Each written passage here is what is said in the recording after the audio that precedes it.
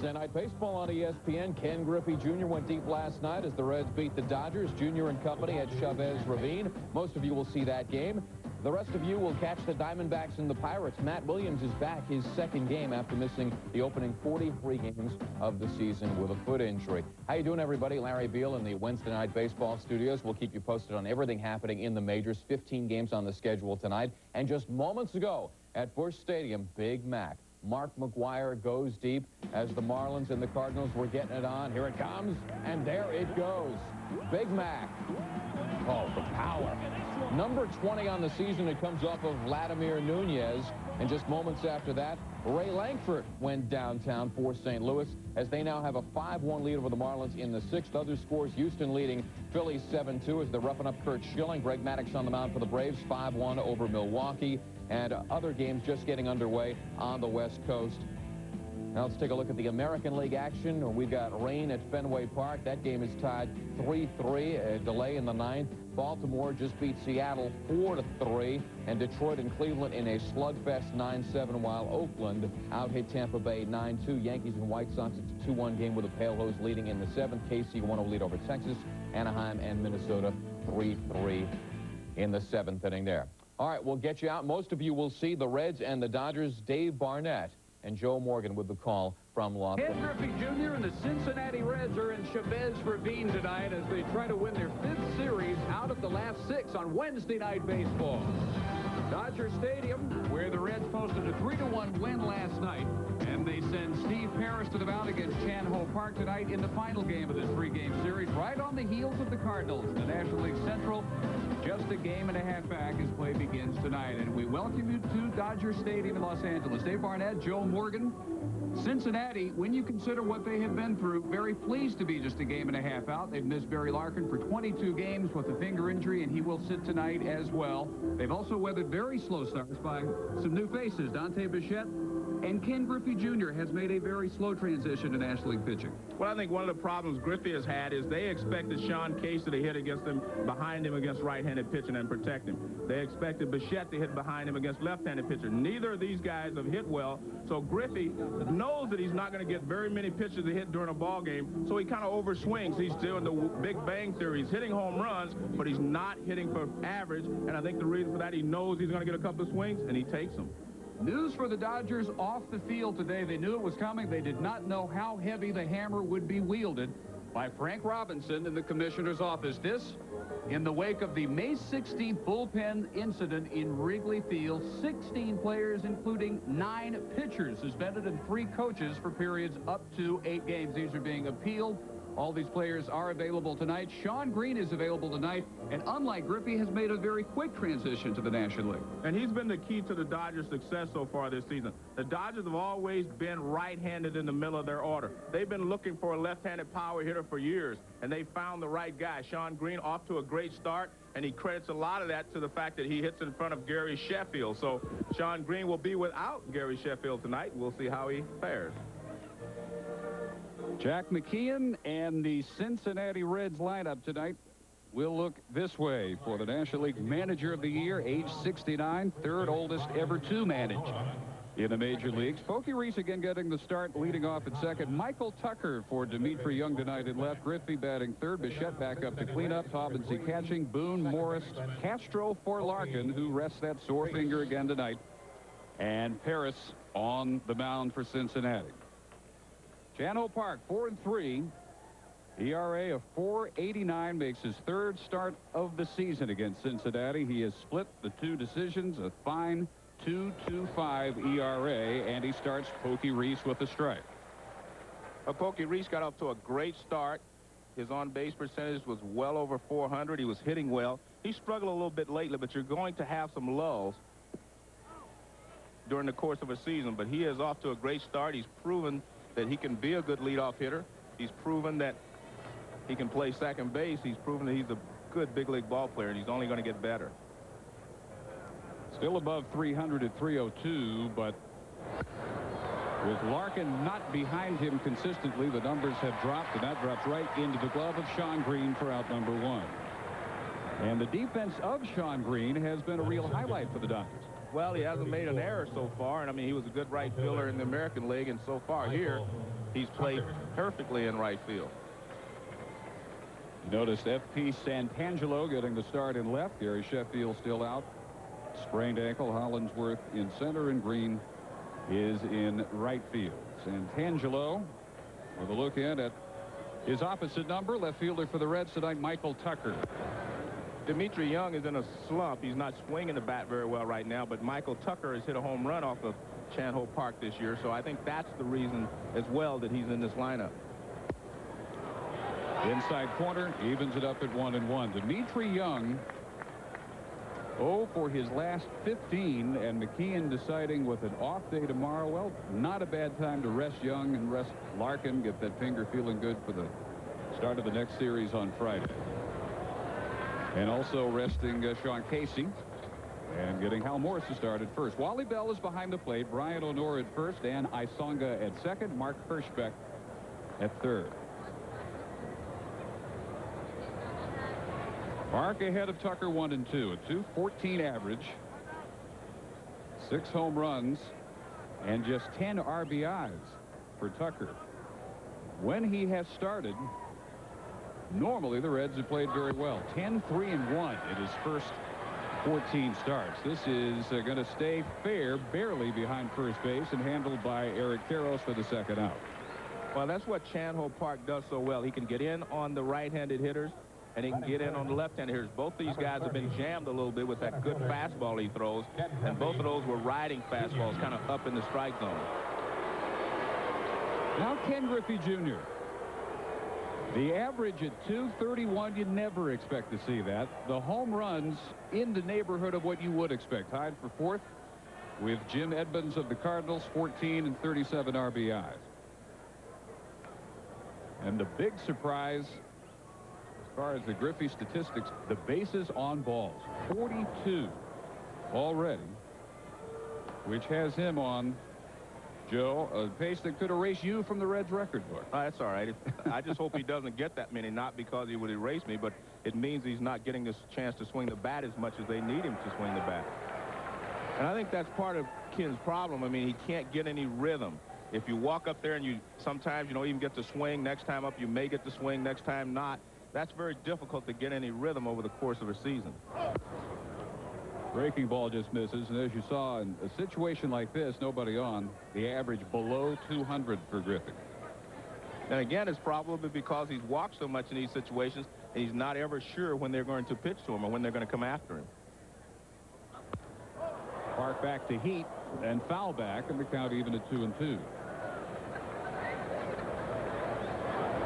Joe Morgan's name all over the Reds record book with the 132 in danger, because the pace Griffey's on right now would have him at 146, almost a walk per game. 0.9 walks per game is his current pace.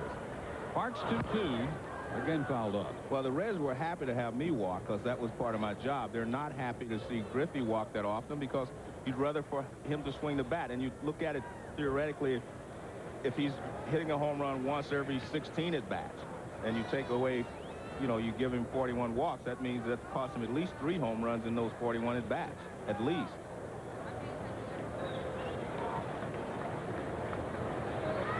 Park again with the 2-2 and got him with a breaking ball. Griffey retired on Park's first strikeout, a 1-2-3 inning, and the Dodgers set to hit with Sean Green batting third for LA when we come back. Second year at the helm of LA, a much different ball club, a different feel in the clubhouse, a different record, 25-18, just 2.5 behind Arizona in the West. And he starts F.P. Santangelo leading off and hitting ahead of Mark Bruzelanek, batting second, playing second. Sean Green batting third and right. Eric Karros, excellent start for him, and he's hit 15 of his last 16 games. He's clean up ahead of Todd Hollingsworth, Beltre, Kruder, Elster, and Chan Ho Park. The rest of the Dodger lineup to face Steve Paris, a 2-6 mark, a 5.63 ERA. His third start against the Dodgers, 1-1. Unlike Park, a sky-high ERA in the first two, 6.75. And he's a guy that has to have his good control. He was spotting the ball very well last year, and he had a great season, but he has to spot the ball better than he has so far this season. He needs to hit the outside corner with the sinker as he did there.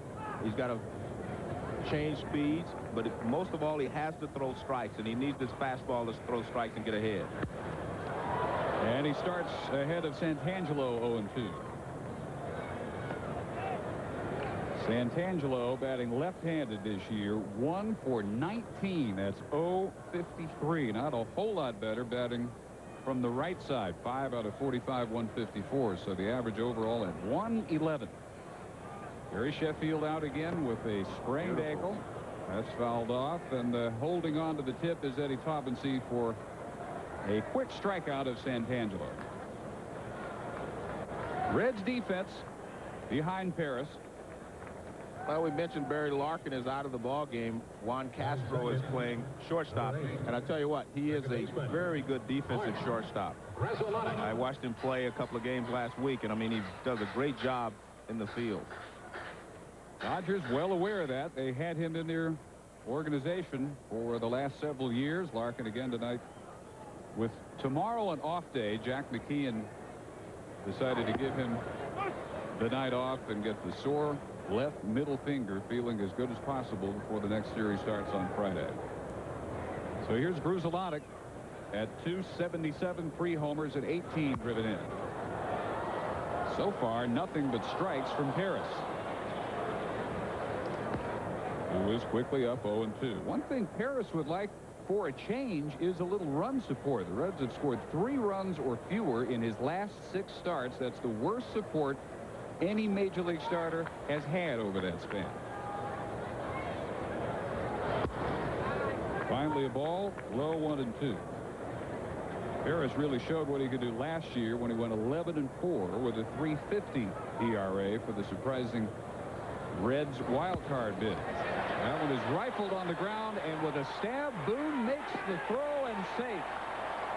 Man, what a great play. Is just pulled off. What a great play by Boone, but he couldn't get the ball out of his glove quick enough.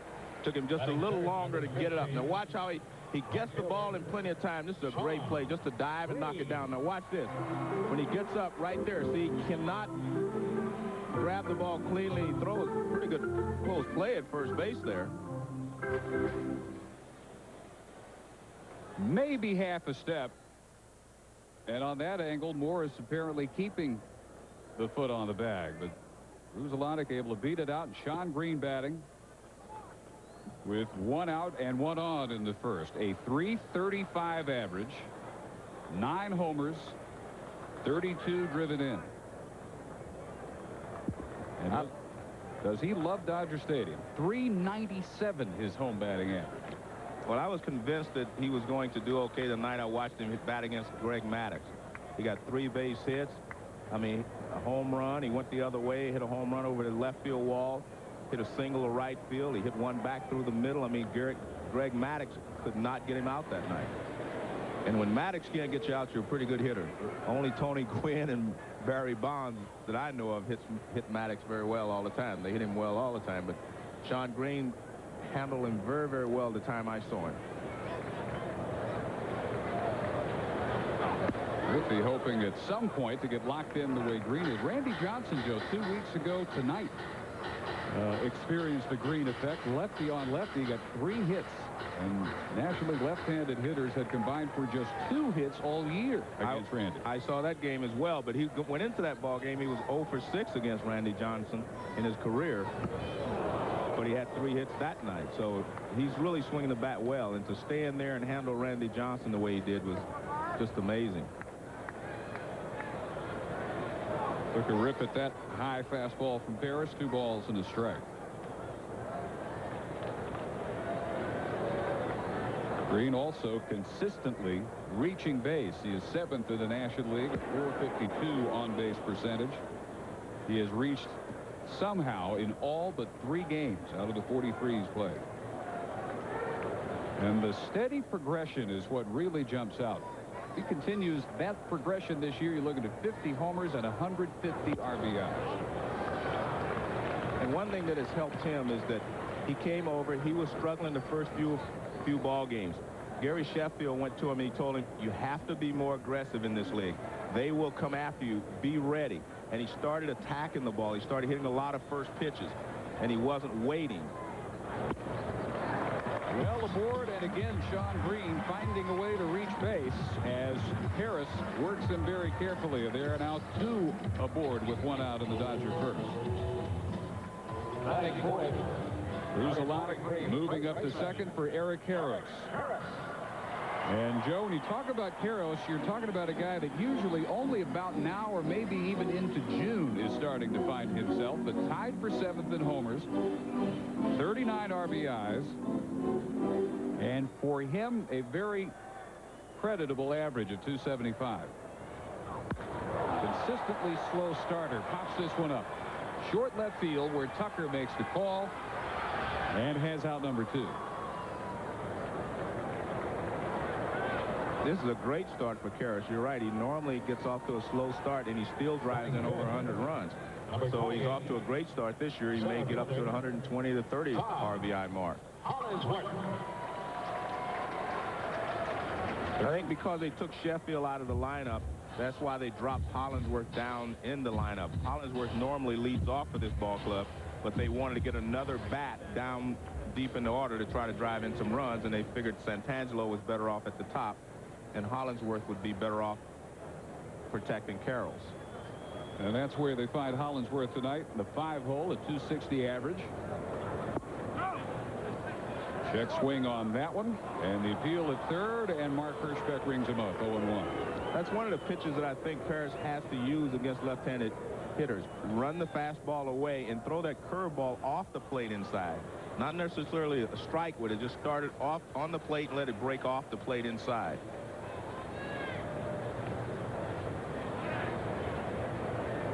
Devon White on the DL for the Dodgers since May 3rd, so Hollingsworth getting his opportunities since then and making the most. 293, 4 doubles, 3 homers since White went out. Reaching base 10 of those 17, the 1996 National League Rookie of the Year. Ending a 5-year run of Dodger Rookies of the Year. Another check swing. See, that pitch is very effective. And let's take a look at what happened to Gary Sheffield and why he's out. This late slide there, he jams his ankle. See how his foot got caught? His spikes got caught in the dirt, and he injured his ankle.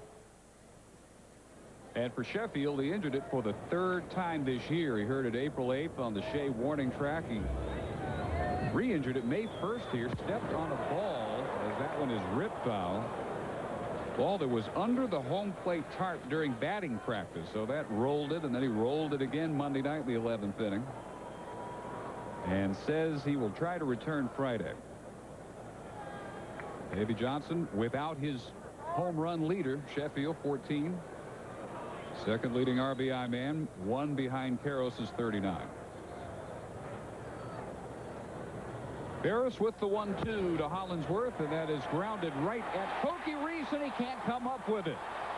Bruzalonic will come home, and the Dodgers take a 1-0 lead in the first. Well, Pokey got over, he got in front of it, but anytime you try to catch a ball out on the outfield grass, what happens is you may get a bad hop because it's coming off the grass. Now watch, he gets in front of it the way he's supposed to, but it looked like it hit off the heel of his glove. I can't tell here. Well, see, it hits the grass and it bounces up. You do not get the same hop off the grass that you get off the regular dirt. And a lot of times when you go out there, that'll happen to you. Even to a Gold Glover, as Reese was in his first full year at second base last year. Adrian Beltre hoping that one gets back out of play, and it just does. 1 row back as Pabincy gave chase. And the tough thing is, I looked at Reese, you know, who's a great defensive player, great quickness, etc. But that's his 7th error this season, whereas last year, I mean, I think he only made 4 or 5 errors the entire season. And I looked up, and Ray Ordonez was having the same type of situation. He won the Gold Glove at shortstop, and he also has made a few errors. Just one of those things happening to you this year. And in talking to Dennis Mink, he said a lot of it was just, you know, concentration with Pokey. Again, foul back by Beltre. So no RBI for Hollingsworth aboard on the Reese error. Green around at third. Bruzalonic home. to give Chan-Ho Park a first inning 1-0 lead. Make no mistake about it, Pokey Reese is the best defensive second baseman in this league. Harris's 0-2 is ripped fair. Extra bases. Green home. Heading for third. Hollingsworth. Tucker up with it. Coming home. Todd Hollingsworth. The relay is not in time. And Beltre continues all the way to third base. The Dodgers lead it 3-0.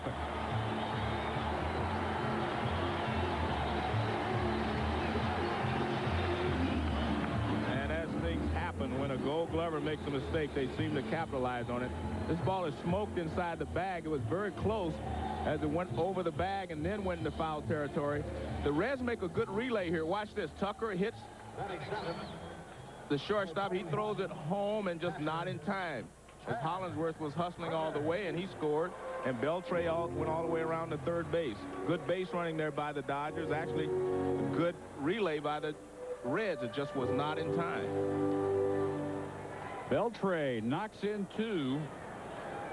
We give him 30 runs batted in for the year, and the number 7 hitter, Chad Kruder, looks at ball 1. Beltre with a double, takes third on the throw, and all 3 of these first inning runs following the Reese error unearned against Steve Paris. Kruder at .279, hitting lefty, .300. 69 points better than his right-handed average this year. Count even at 1-1. Smart play there by Kruder. He looked like he was going to bunt. And if you look over on the right side of the infield, Hal Morris and Pokey Reese are back on the edge of the outfield grass. If he drops that ball down, look at this. Look how deep they are. If he drops that ball anywhere in there, he could have beaten it out. 2-1.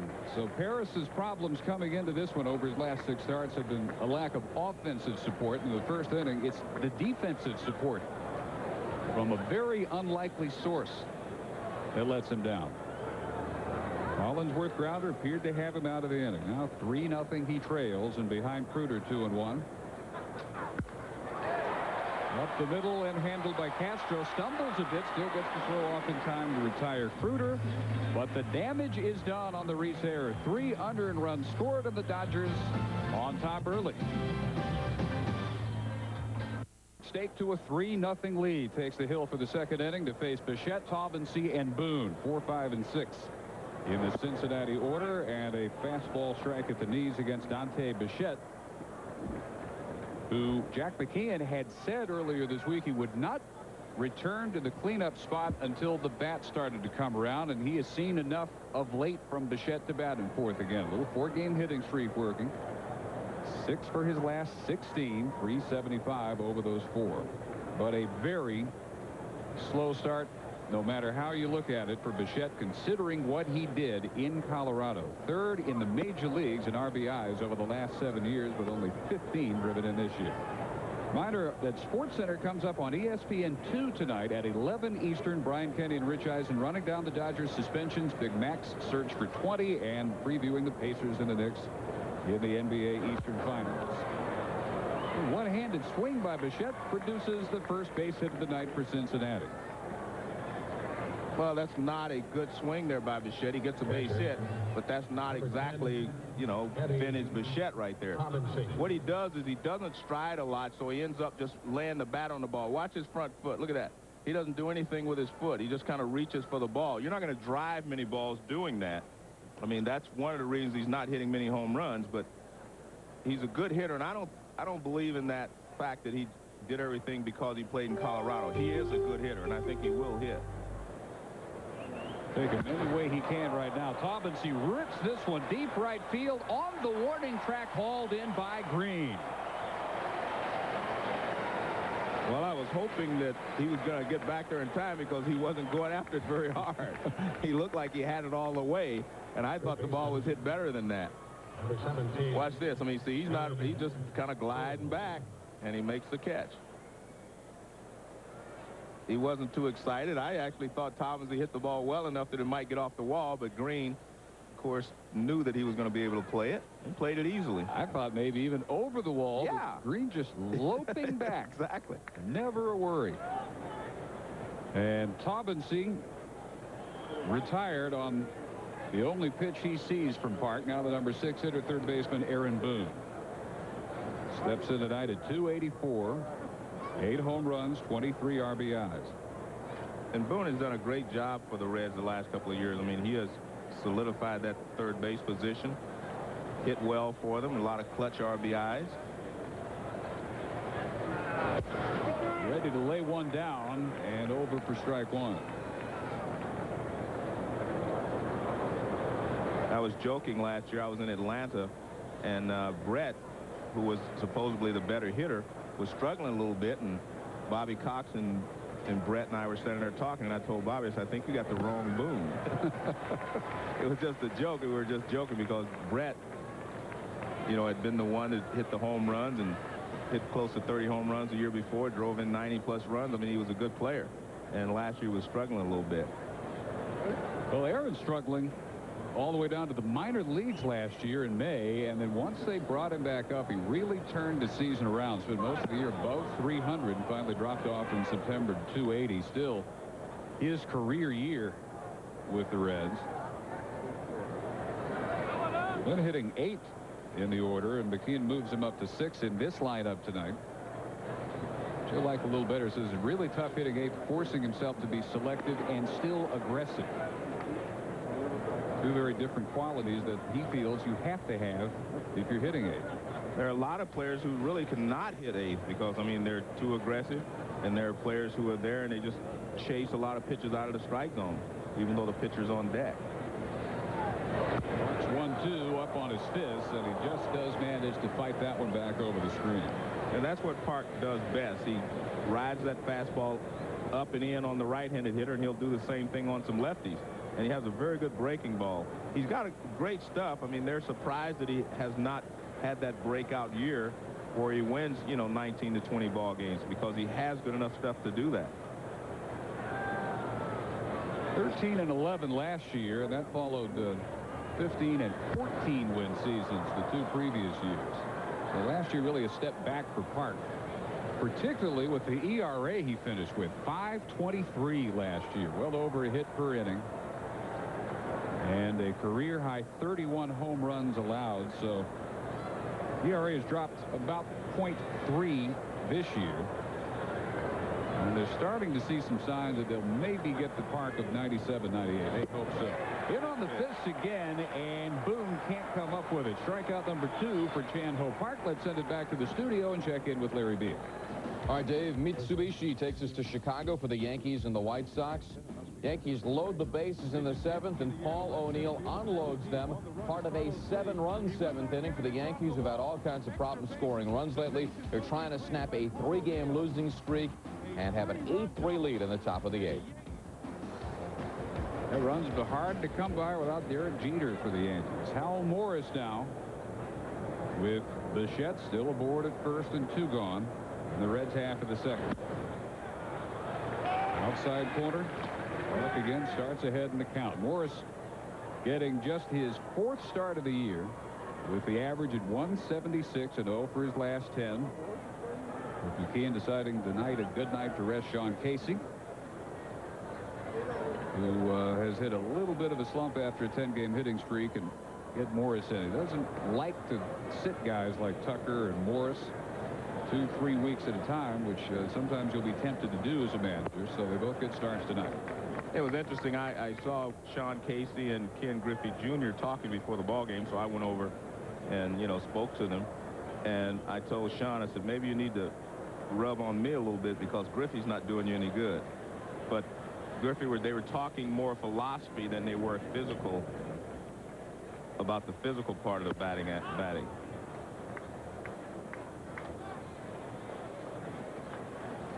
2-1 now to Morris. Career .305 hitter. That's 18th best among active major leaguers. But he is 35 now, 13th here in the majors.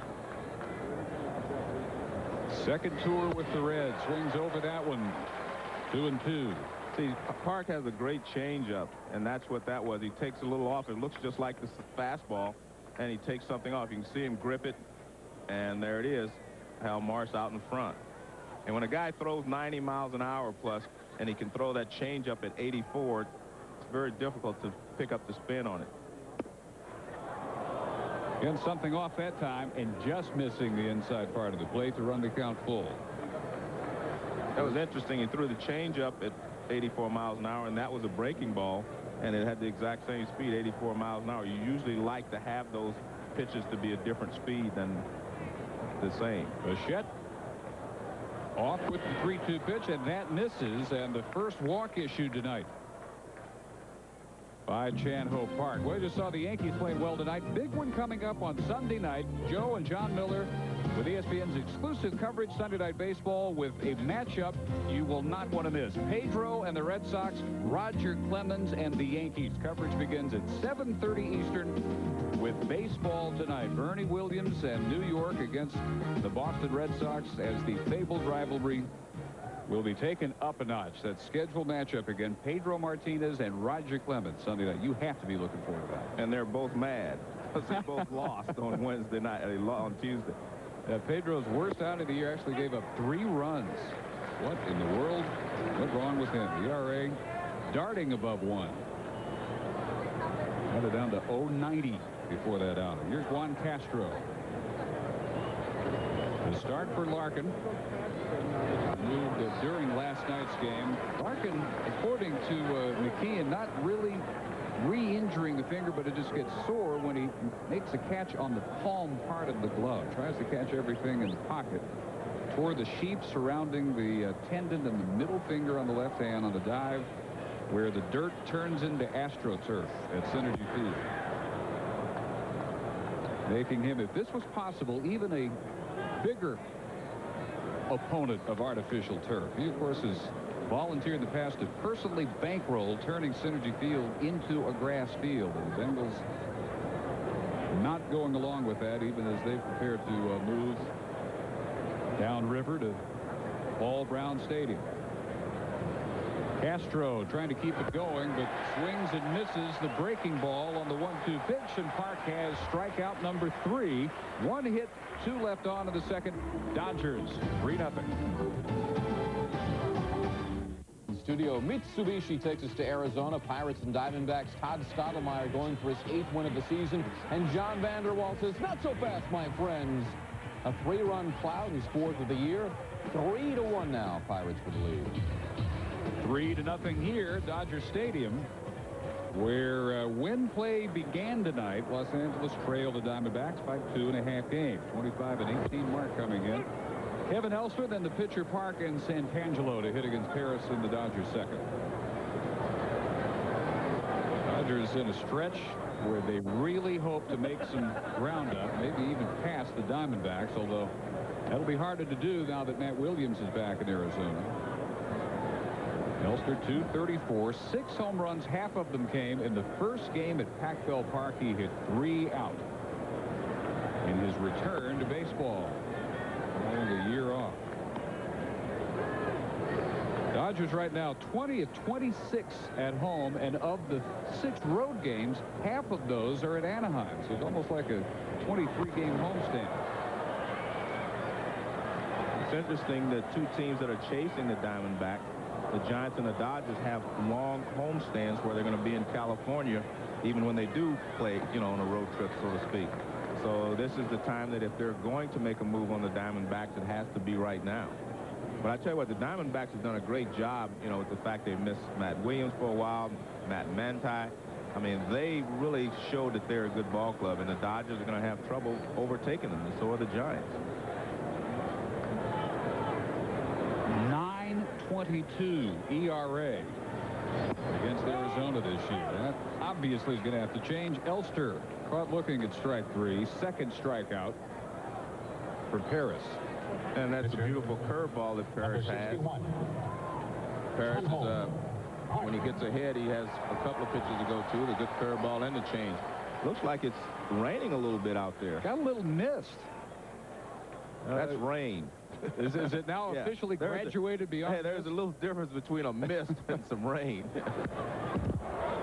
Chan Ho Park now, 174 hitter, goes right after the first pitch. Well, it's been overcast all day, foggy when the sun first came up, and Unlike yesterday, it never really burned off, and now some precipitation at Chavez Ravine. An awkward-looking swing and a miss, quickly 0-2. Just a gray, hazy day throughout the Southland.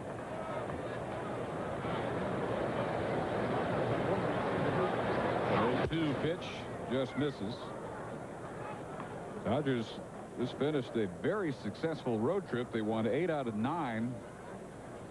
Make up a lot of ground on Arizona from 4.5 to within 2. That off the leg of Ferris, scooped up by Castro, makes the throw in time, way behind second base, and Park is retired. Don't forget, 11 Eastern on ESPN2 tonight is where you can find SportsCenter. Ryan Kenny and Rich Eisen running down the full story on the Dodgers suspension. Big Max Chase for 20 home runs in the preview in the NBA Eastern Conference Final, where the Pacers have an early 1-game lead on the New York Knicks. 11 Eastern on ESPN2, 8 Pacific if you're going to look for SportsCenter tonight. F.P. Santangelo struck out to lead off the game, and the fun began for the Dodgers. 300 runs in the first.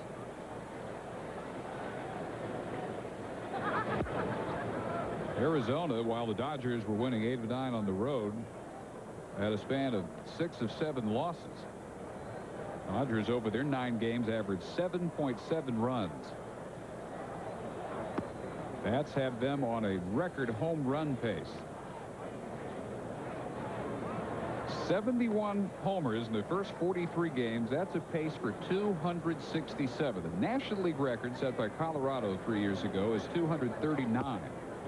Major League record set the same year, Seattle's 264. So the Dodger pace would have them breaking the all-time Major League single-season record. And but what about the Cardinals? But the Cardinals may break it before them. Exactly right.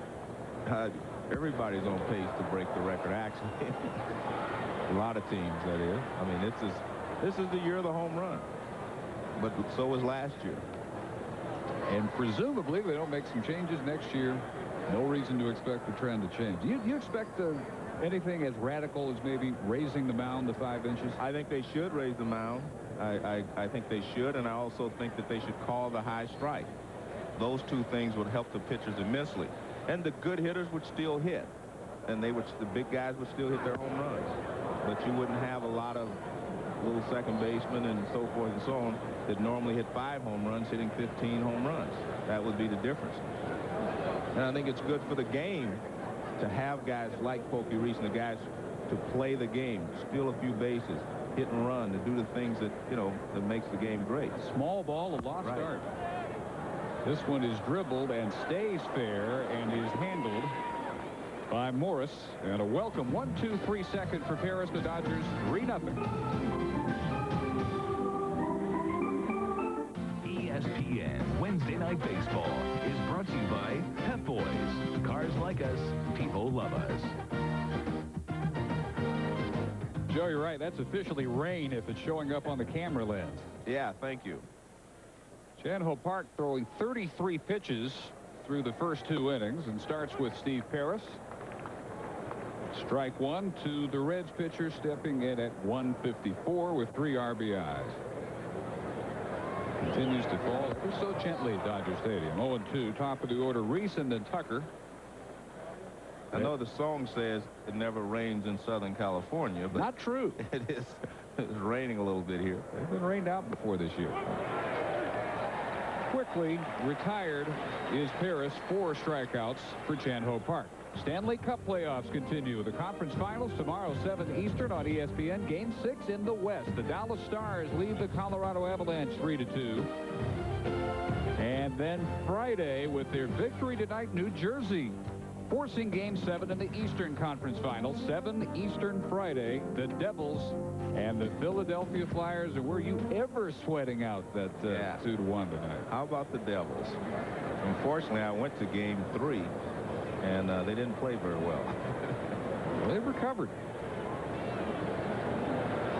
And that one goes the limit. It may go the limit in the West as well. Chan-Ho Park starts Pokey Reese with the ball. He got him to fly to right in the first. It's allowed only 1 hit. That by Bichette in the second, and one walk to Morris also in the second. So far, Chan-Ho Park has been able to spot the fastball, use the changeup, and throw a brilliant curveball to keep these hitters off balance. He missed with the fastball, and he came right back with a changeup low and away. So throwing the ball very well and has good command so far in this ball game. That one just missing 2-1. We said 1-1 record this year against the Reds. He lost to him 5-3 here on April 16th. And then, unlike Paris, he got loads of offensive support 6 days later in a 16-2 Dodger victory. Went 5 innings, allowed only 1 hit, a Tucker home run. Reese grounding this one to Elster. 2 gone in the third. And let's see how he's keeping the hitters off balance. He started him with a fastball, threw him a changeup for a strike, threw him another fastball away, and now he comes with a curveball, and he gets him out. Here's the curveball. So he's going breaking balls and off-speed pitches when he's behind in the count. The 1-0 pitch was an off-speed pitch, and the 2-1 pitch was an off-speed pitch. And if you can keep the hitters off balance like that, you're going to be pretty successful, especially when you have a 94-mile-an-hour fastball, because they have to look fastball first. So Reese 0 for 2. Now 7 for his last 42. And Tucker, who popped to first in the first, rips that one, but it is going to be foul. Way out in front, and it's 0-1. Michael Tucker hits the ball very well when you get the ball middle of the plate in. You started him with a breaking ball there, and Tucker ripped it.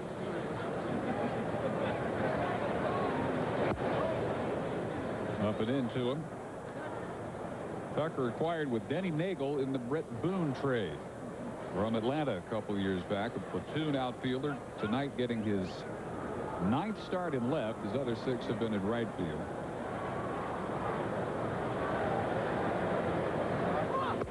Good pitch. Right in there, 1-2. See, spotting his fastball well, and he's using his other pitches well also. This is almost a perfect pitch. Fastball right there. Look at that. Knee-high inside corner. He had only 1 walk so far from Park, who has more walks than anybody in the National League since the start of the '98 season. He gets 2 strikeouts here in the third. That's 5 and counting for Chan-Ho. And we'll see Sean Green hit second in the Dodger third. They lead by 3. Third now for the Dodgers. They lead 3-0. The guy that got it started for them in the first leads off in the third. Mark Grudzielanek, the second baseman, got it started with an infield single.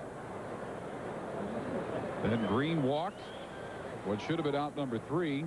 Reese committed the error on the grounder by Hollinsworth, and Beltre followed with a 2-run double. They won 1-2-3 in the second. Grudzielanek taking ball 2 from Paris.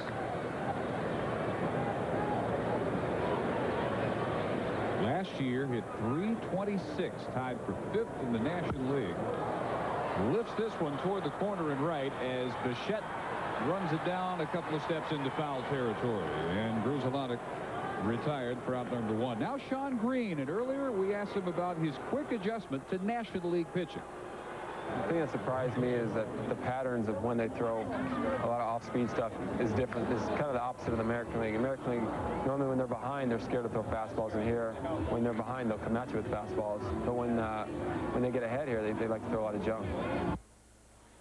For years, it was always the American League was a breaking ball league, and the National League was a fastball league. They would always come at you and with a fastball in the National League, try to get you out with that first by moving it in, out, up, and down. The American League, they would always throw a lot of breaking balls, and that was because of the size of the ballparks. But now every ball, you know, and boxes all over the place. Exactly. Morris to Paris. I don't think there is much difference, but, you know, he was telling me that Sheffield told him to start looking more for the fastball here because he came over with an American League mentality, and they were getting ahead of him with the fastball, and he was chasing the breaking ball. And Sheffield told him, make sure you look fastball first, and then he became more aggressive, and he started hitting much better, he said. Also has really helped settle down Davy Johnson's clubhouse.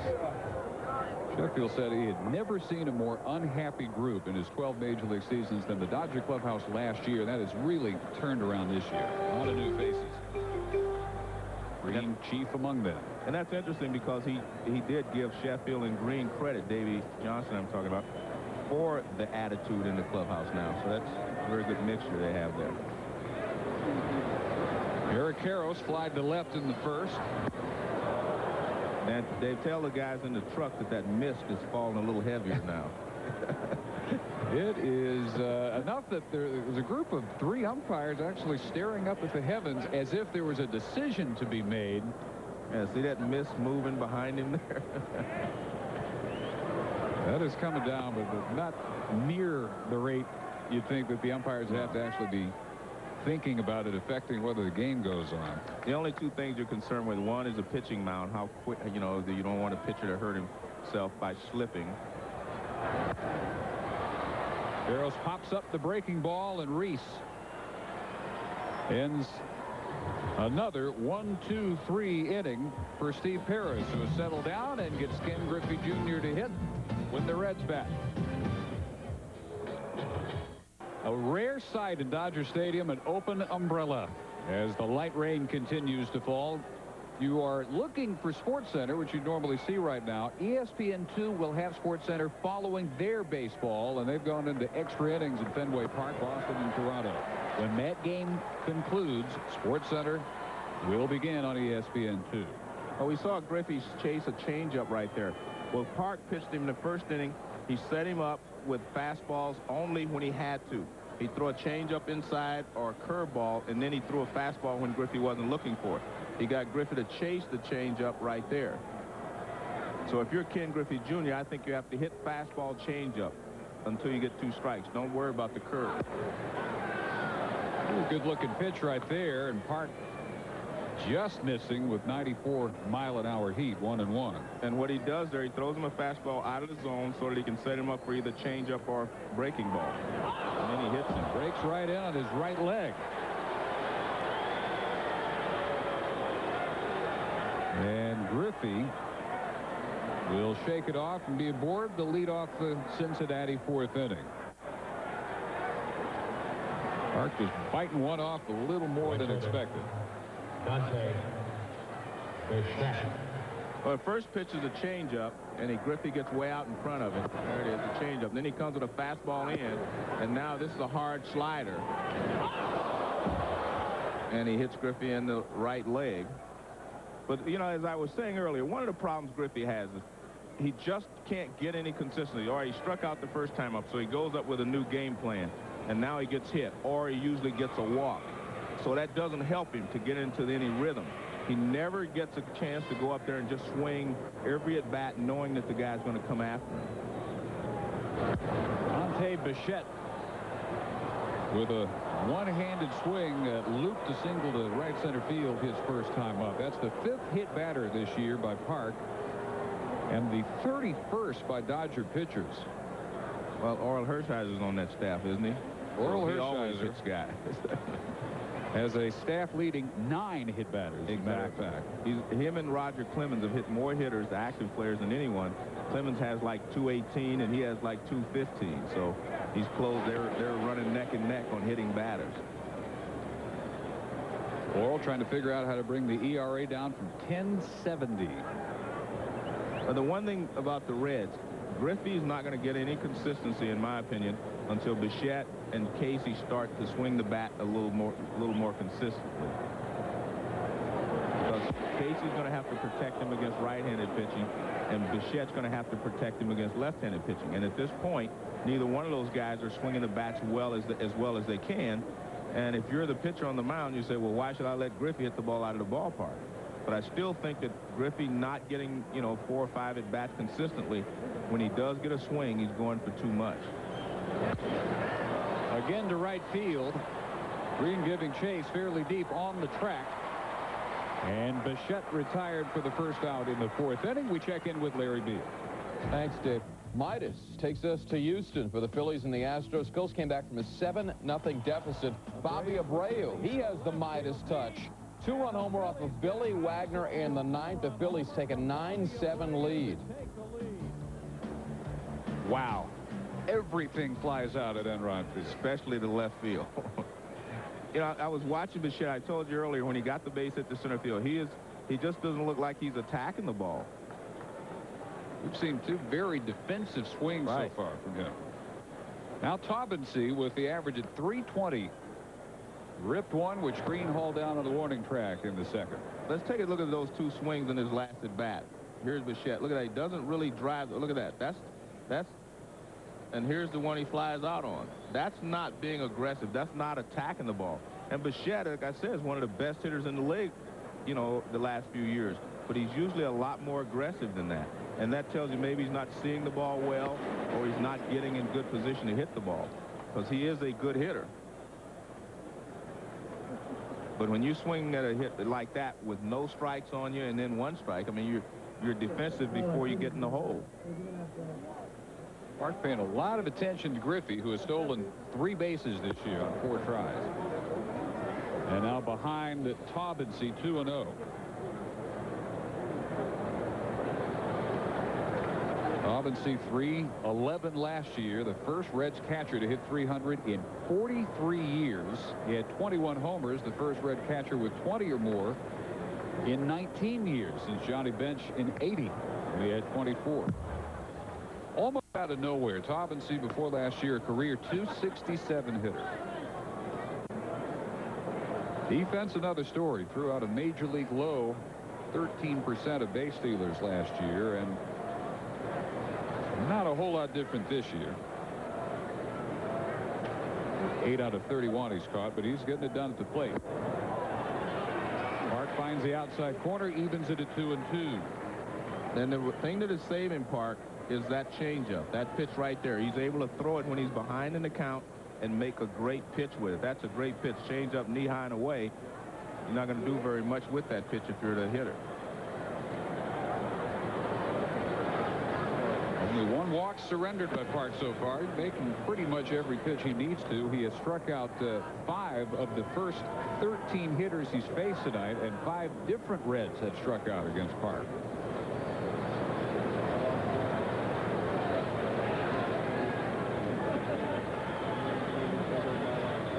The side on the 3-2. Griffey not going, and that one misses badly. There are 2 Reds aboard with 1 out of the 4th. Second walk. Tying run comes to the plate in the person of Aaron Boone. For a guy that's had such great control, every once in a while that changeup just slips out of his hand. I mean, that pitch wasn't even close. But the reason a changeup is effective is you don't grip it the same way you do your fastball. And you grip it with 3 fingers as he's doing it, and it kind of slips out, so you have the same motion, yet the speed is taken off, and every once in a while that ball will slip out of your hand. Well, Park every other inning has had a little bit of an uprising to put down. He went 1-2-3 in the first and the third. He had 2 runners on with a Bichette single and a Morris walk in the second, and then struck out Castro. And that's the concern you have, you know, for the pitchers, getting mud in their spikes and slipping on a slippery surface out there, and you can injure yourself, injure your arm if you're a pitcher.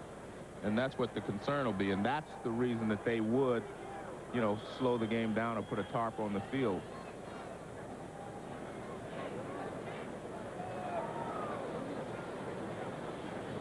Now Park trying to get all cleaned up before turning his attention to Boone. And this area right in here is where he lands. And if that becomes slippery, then you could have a problem.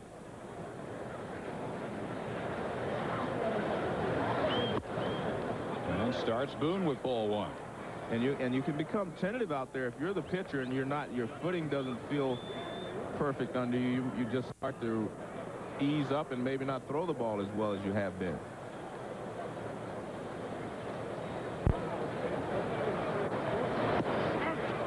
With the notion, and they'll ring him up on that one about 2 feet out of the strike zone. And the Reds hitters are going to have to understand that he's not giving in to them. If he misses with the first pitch, he's been coming with a changeup or a breaking ball. He's not sitting there saying, okay, I missed with the changeup or missed with a pitch, I'm going to give him a fastball down the middle. So they have to be a little more patient when they get ahead in the count.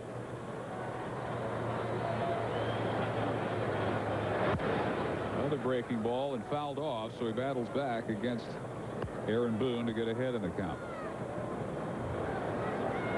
Reds again hoping to win this series. They took it 3-1 last night, which broke a 4-game losing streak at the hands of the Dodgers, and they're trying to get some people home here. Griffey at second and Taubensee at first. Trailing 3-0 in the fourth. 3 unearned runs in the first inning off Harris. Keyed by a 2-run double by Adrian Beltre for L.A. Now the 1-2. Just off the outside corner. Go to MajorLeagueBaseball.com for the most complete baseball coverage on the internet. And if he follows the pattern that he has displayed so far, this will be a changeup or a breaking ball. It doesn't really matter. They're both off speed.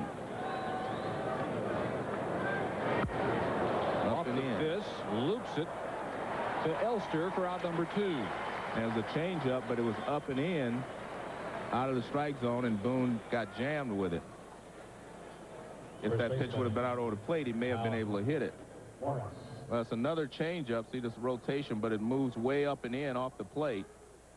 If that pitch would have been a strike, Boone may have been able to do something with it. So Aaron 0 for 2, and Hal Morris now will try and keep it going for the Reds.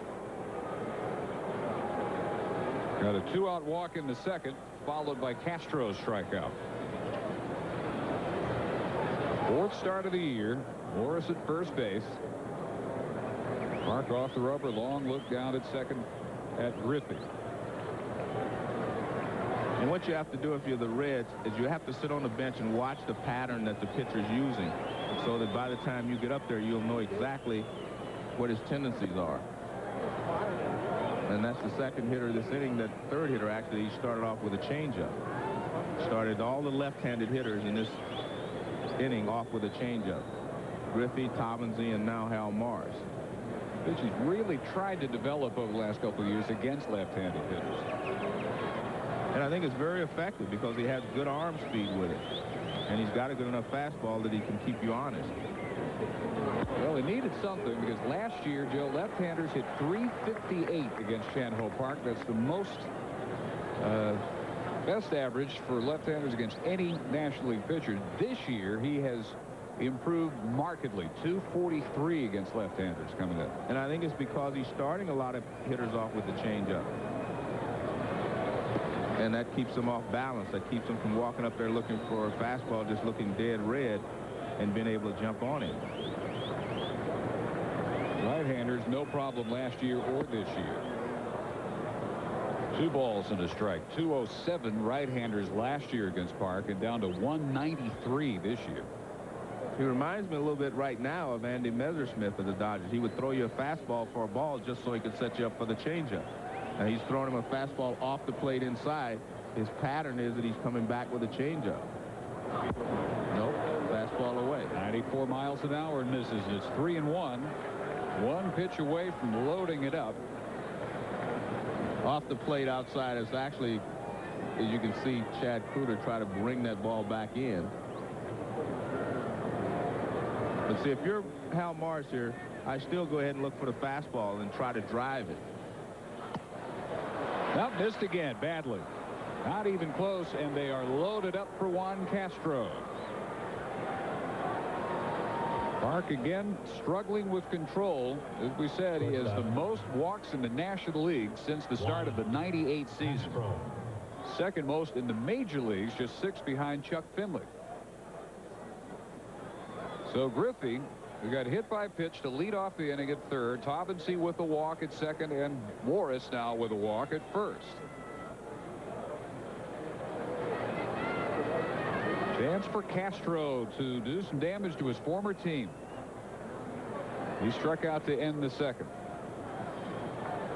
Juan Castro about to turn 28. He spent several years trying to get his hitting to match his glove work in the L.A. organization. They've never had any question about his defense, but a career 1.88 average with the Dodgers.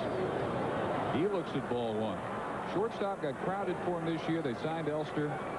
They had Alex Cora manning the Albuquerque shortstop role at AAA. Really just ran out of room, and he went to Cincinnati for a player to be named April 1st. Started this year at Louisville, hit about as well as he ever has. .317 in the minors, and this one is deep to left. Going back On the track, Santangelo, and he hauls it in a step in front of the wall.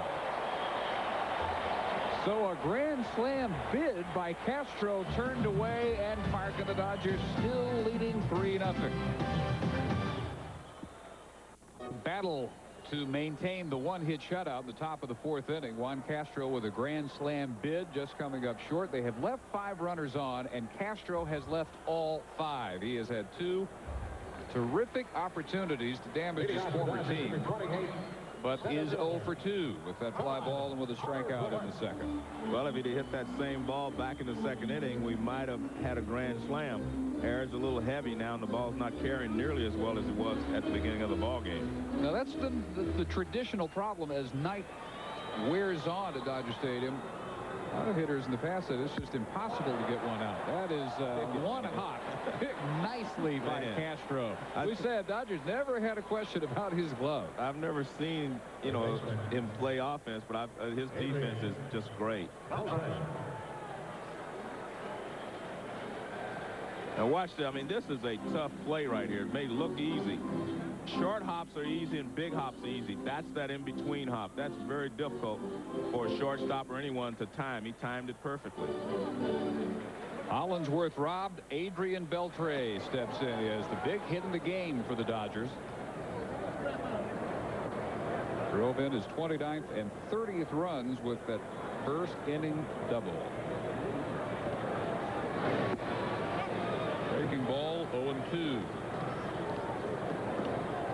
Beltre got his chance because Hollingsworth Reese on the error by Reese.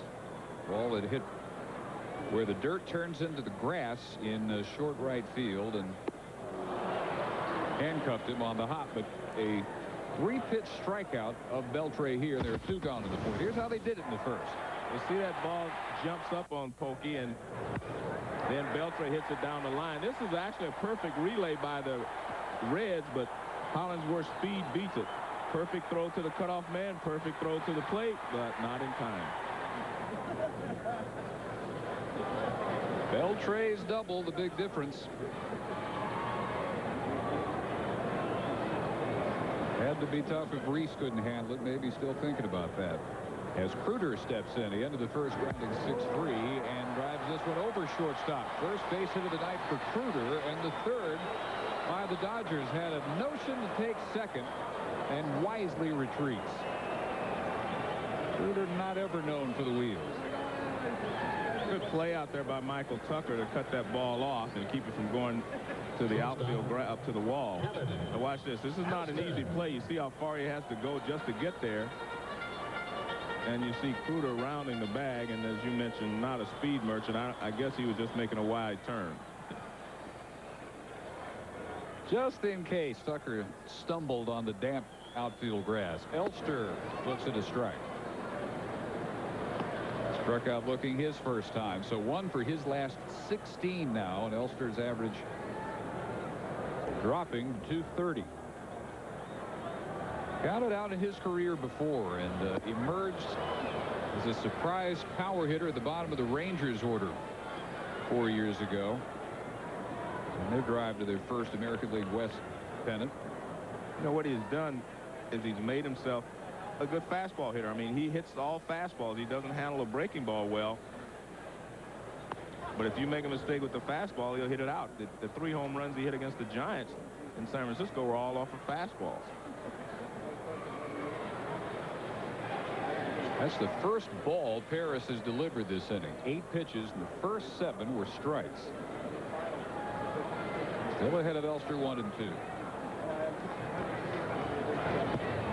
Got him. So he allows only the base hit to Kruder. Through 4, 3-0 Los Angeles.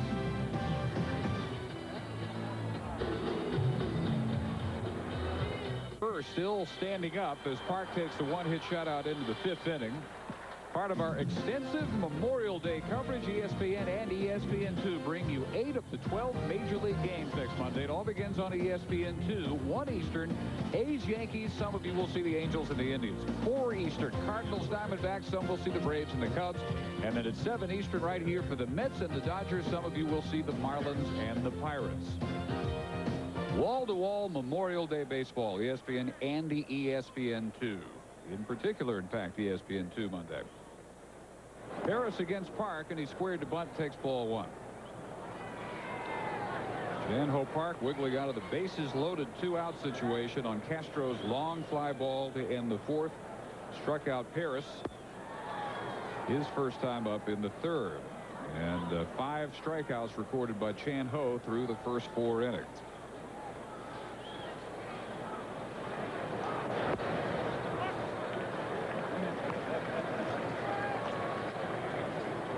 Big news for the Dodgers today, of course, occurred off the field. Chop foul when Frank Robinson issued his decision from the office of the commissioner, which the Dodgers knew was coming. They had no idea how severe it would be, and they are appealing 16 player and 3 coach suspensions from that incident 8 days ago at Wrigley Field. Beltre ranges to his left and retires Harris. Now, to refresh your memory, probably have seen it, but again, this is what happened a week ago yesterday as a fan grabbed Chad Kruger's hat, and near mayhem ensued as the Dodgers went into the stands to try and recover the hat. The Dodgers are arguing, and they are basing their appeal in large part, Joe, on the fact that, in their opinion, the players involved were mostly trying to make peace in the absence of sufficient security in that section of Wrigley Field. Now, these are some of the suspensions. Remember, a total of 19, including 3 coaches, up to 8 games. The coaches were hit hard. And I think the message he's trying to send to the coaches, because remember Juan Samuel and some coaches were hit hard in the other brawl in Chicago, is that the coaches had better be peacemakers and help control the players rather than being a player. But that's the problem. Most of them were players. So they have a player's mentality to start with. But, you know, there was a total of 84 games worth of suspension thrown out. There's John Shelby. He was hit hard with an 8-game suspension. Pokey Reese down on strikes. And Park rings up number 6 with the fastball on the outside part of the plate. Forgettable night so far for Pokey. 0 for 3 with a costly first inning error. So Park will work on Michael Tucker with nobody on and 2 outs in the 5th after struggling through the 4th. And Reese struggling all night long. Base hit left field. Second hit allowed by Park. And that'll Griffey will, you know, this will be a chance for Griffey to do what he's done all year, and that is, you know, get some key base hits. He hasn't been consistent, but he's had some key hits as far as the Reds are concerned, or should I say some key home runs. You find this curious? Ken Griffey Jr. has really done very little damage to the Dodgers, and he's getting a round chorus of boos every time he comes up in this series. Well, I think it may go back to the fact that in last winter, the Dodgers were talking about acquiring Ken Griffey Jr., you know, a left-handed power hitter, and Griffey basically said he didn't want to play in L.A., didn't want to play in New York. They boo him in the Yankee Stadium, that he actually wanted to play for the Reds. And I think a lot of people take exception to the fact that he said he didn't want to play for their ball club, which I still think is unfair because he, you know, he had an idea where he wanted to go, and I think that should be respected. And there's a smart Griffey right there. He started him off with a changeup again, and Griffey the first time up chased it, and the second time up he chased it. And that's what you have to do as a hitter. You make adjustments as you go along. If a pitcher is trying to get you out with one pitch, you wait for that pitch or make sure you don't chase it. Lays off again. Fastball low. 2-0. He was at Shea a month ago, and they were letting him have it as well. And the New York Mets felt at one point they had landed Ken Griffey. But for the longest time, as if the Reds wouldn't get him, with the sticking point being Pokey Reese. And Reese earlier this week said he really at one point had all but packed the umbrellas for Seattle. He thought there was no way that he was coming back to Cincinnati. The Mariners insisting on Reese being included. And as it turned out, the trade happened, and Reese was able to stay put. Griffey backing out, takes a strike, 3-1. Well, you would wonder whether they were going to let Griffey swing 3-0, and they may have, but Griffey didn't want to swing 3-0.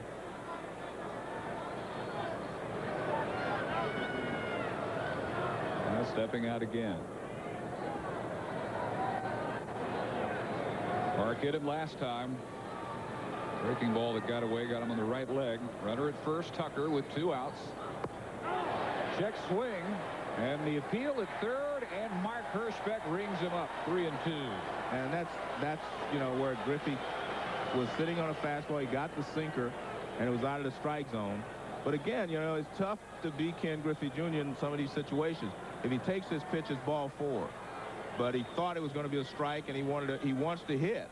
And as I said earlier, see, he doesn't get many swings.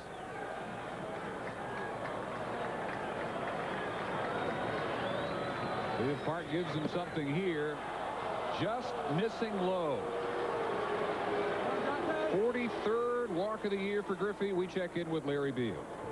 All right, Dave, Midas takes us to Boston, where Brian Daubach had the Midas touch in the 11th inning on a cold, rainy, chilly night. Brian Daubach says, let's go home. 3-run shot off of Jan Frascatore in the 11th inning as the Red Sox beat the Blue Jays 6-3. Well, now you can find SportsCenter on ESPN2. Extra innings in Fenway.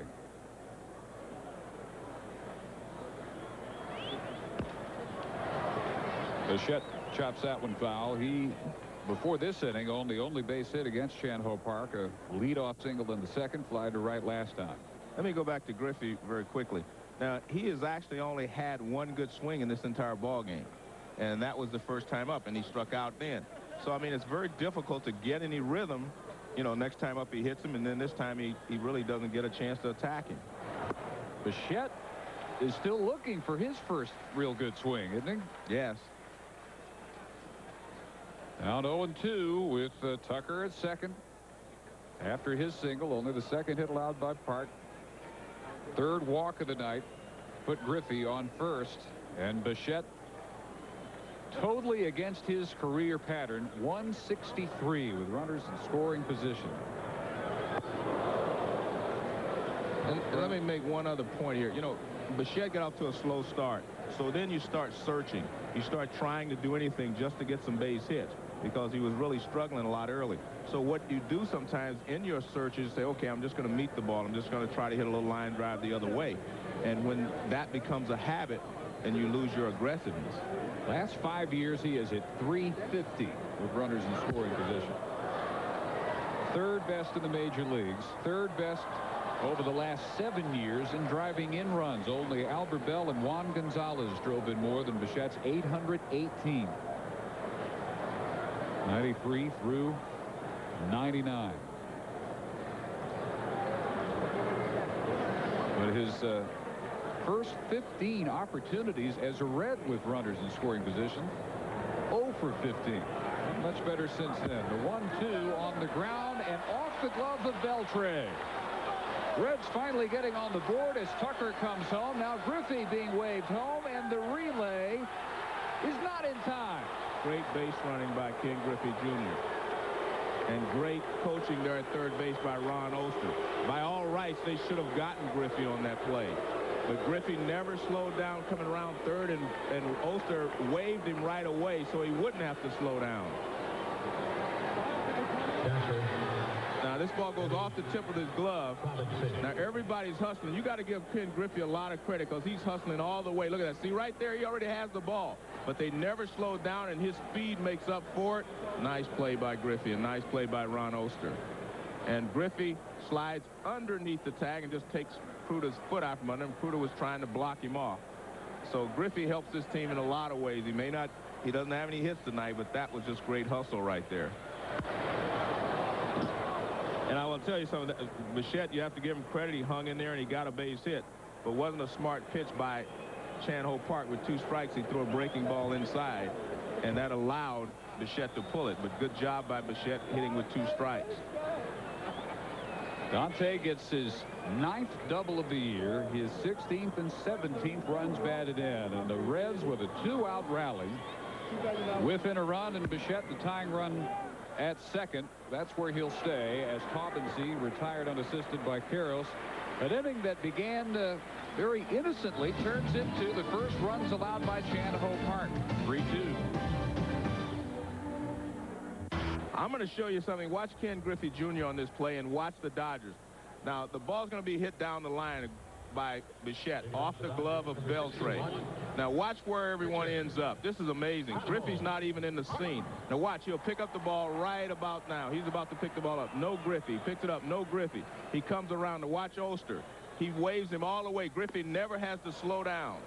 Look at that. He never slows down. The throw comes in. Beltre grabs it and fires to the plate, not in time. Now, watch Griffey. He yells at Chad Kruder because he had him blocked off the plate and he didn't like it. But the Reds got a, great hustle from Griffey there, great third base coaching from Oster, and they're back in this ball game. And from that angle, you're the Dodgers. You're wondering how in the world did that second run score? Park with a broken bat grounder, Boone to Morris, 1 out, bottom of the 5th inning. Well, we showed you the ESPN2 Memorial Day schedule. The rest of our schedule here on ESPN. 4 Eastern, Astros, Rockies. Some will see the Braves and the Cubs. And at 7 p.m. Eastern, the Rangers and the Tigers. Some will see the Marlins take on the Pirates. So the majority of action around the major leagues on Memorial Day, you will be able to see either here or on ESPN2. I'm going to say one last thing about Ken Griffey Jr. No other slugger in Major League Baseball would have scored on that ball. You think back, you think of the McGuires, you think of the Sosas, you think of all the sluggers in the game, they wouldn't have scored on that ball. That's what separates him and makes him, the best player in the game. Base hit right center, Santangelo, and this one cut off on the warning track by Griffey. Looked for all the world as if that would head to the wall. It's still a double for F.P. Santangelo. Let's check in at the studio with Larry Beal. Thanks, Dave. Mets and Padres in San Diego. Bobby Jones on the mound. Ryan Klesko, gets a hold of this thing. This is a 2-run shot into the land of the palm trees, and Brett Boone makes it back-to-back clouts just moments later in the second. Padres jumped out to a 4-0 lead. The Mets have cut into that. Benny Agbayani driving in a run. It's now a 4-2 game in the 5th. Padres striking back after Mike Piazza, opposite field home run at extra innings, beat Trevor Hoffman last night. Gruzalonic 1 for 2. Griffey is won Gold Glove after Gold Glove after Gold Glove. Look at this. I mean, that ball by all rights should go all the way to the wall. And look at this. He cuts it off, and that keeps Gruzalonic from going. Santangelo from going for 3. He could be at third base with no one out. This is lifted toward the line and right, and Bichette is under it for out number 2. One more look. You're looking at a guy that won every American League Gold Glove in center field during the 9th. And the thing about it, you have to remember, this is a guy that's hitting 230, so to speak. And a lot of guys, when they're not hitting, they do not do the other little things. We've seen him score from first on what shouldn't have been a run-scoring double, and we see what he does in the outfield. I mean, he's a great player. And that's why the Reds wanted him so badly, and that's why he's made a big impact on this ball club, and he's going to make a bigger one as the season goes along.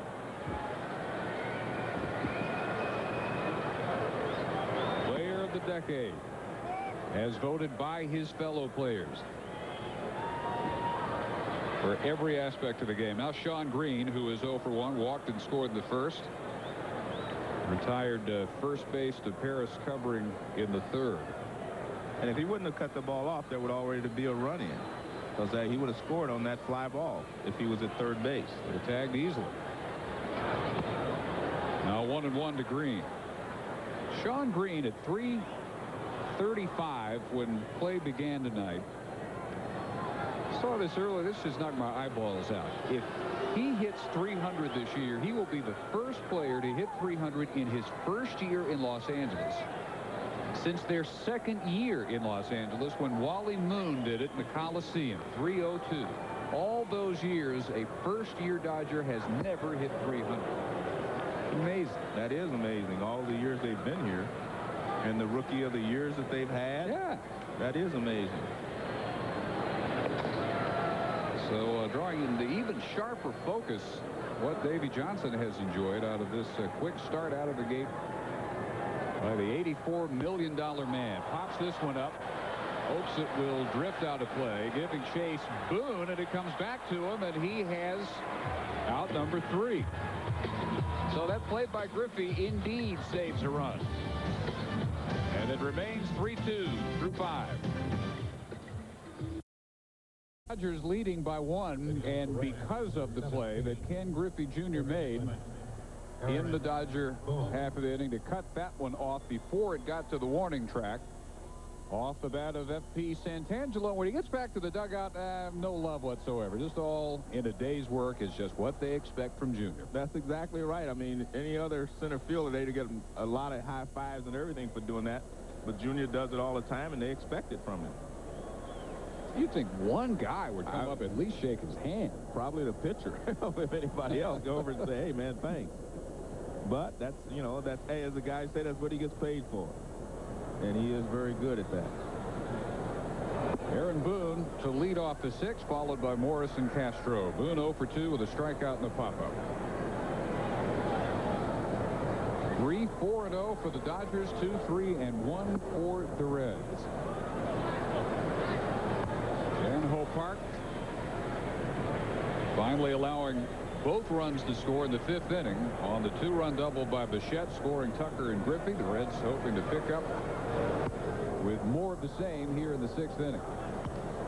Park starts behind in the count to Boone, 3-0.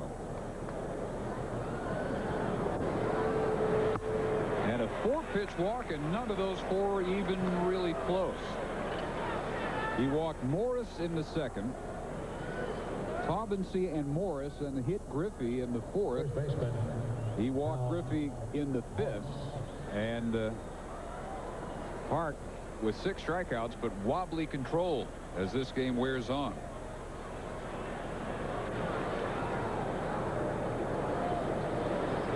Seven, 8, 9 hitters do now.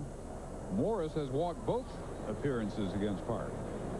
This is a situation how Morris handles the bat very well. If you get what you want, you might want to try hit and run just to move the runners here.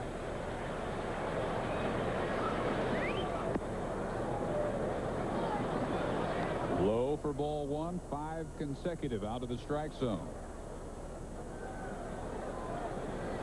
And behind the plate, Dodger catchers again suffering in the caught stealing category. Kruder has caught 2 of 8. Todd Hundley, who has the night off, has caught only 8 of 34, 24% rate.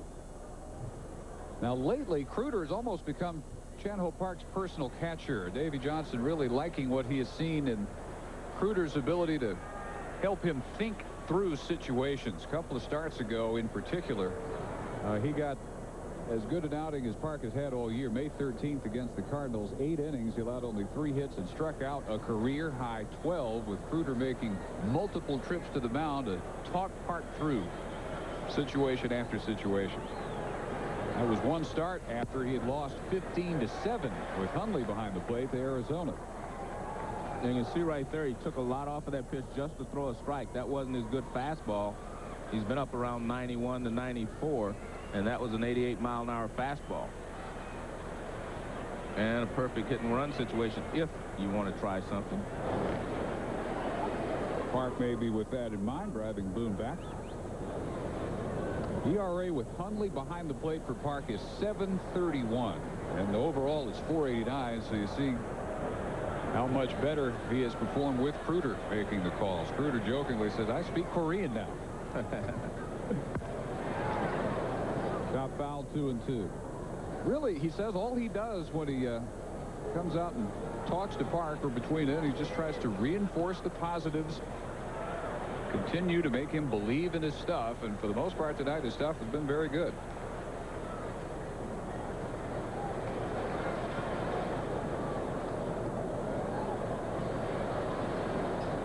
Chan-Ho will turn 27 next month, June 30th, 7th year.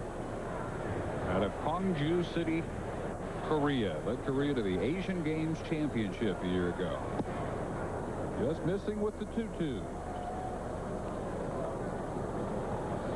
So in danger of walking Morris for the 3rd consecutive trip, which would put Castro again in a position to deliver. And Juan so far has left 5 runners aboard, although he took Park deep to the wall and left with the bases loaded last time in the 4th.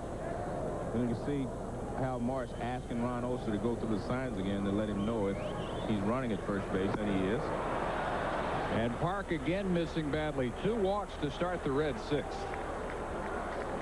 And that earns a visit from Claude Osteen, the pitching coach. Well, we have a chance worth reminding you. Sunday Night Baseball from New York City, where Pedro Martinez brings the Boston Red Sox to face their ultimate nemesis, ex-ace Roger Clemens and the New York Yankees. Red Sox Yankees on ESPN Sunday Night Baseball.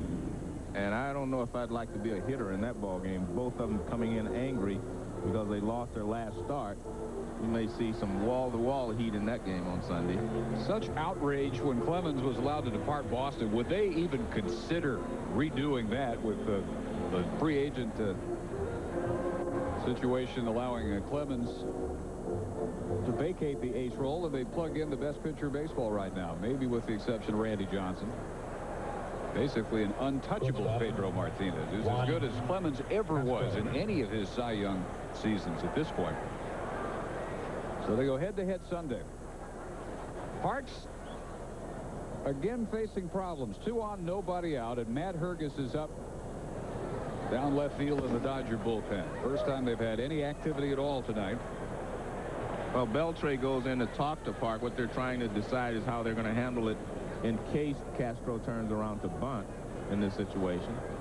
They want to make sure they're all on the same page. Boone at second, Morris at first. 6 walks now issued by Park, who has struck out 6, including Castro, with 2 on and 2 out in the second inning. Man, he had a chance to swing there. Everyone was charging, and he took the pitch. Carroll's from first, Beltre from third.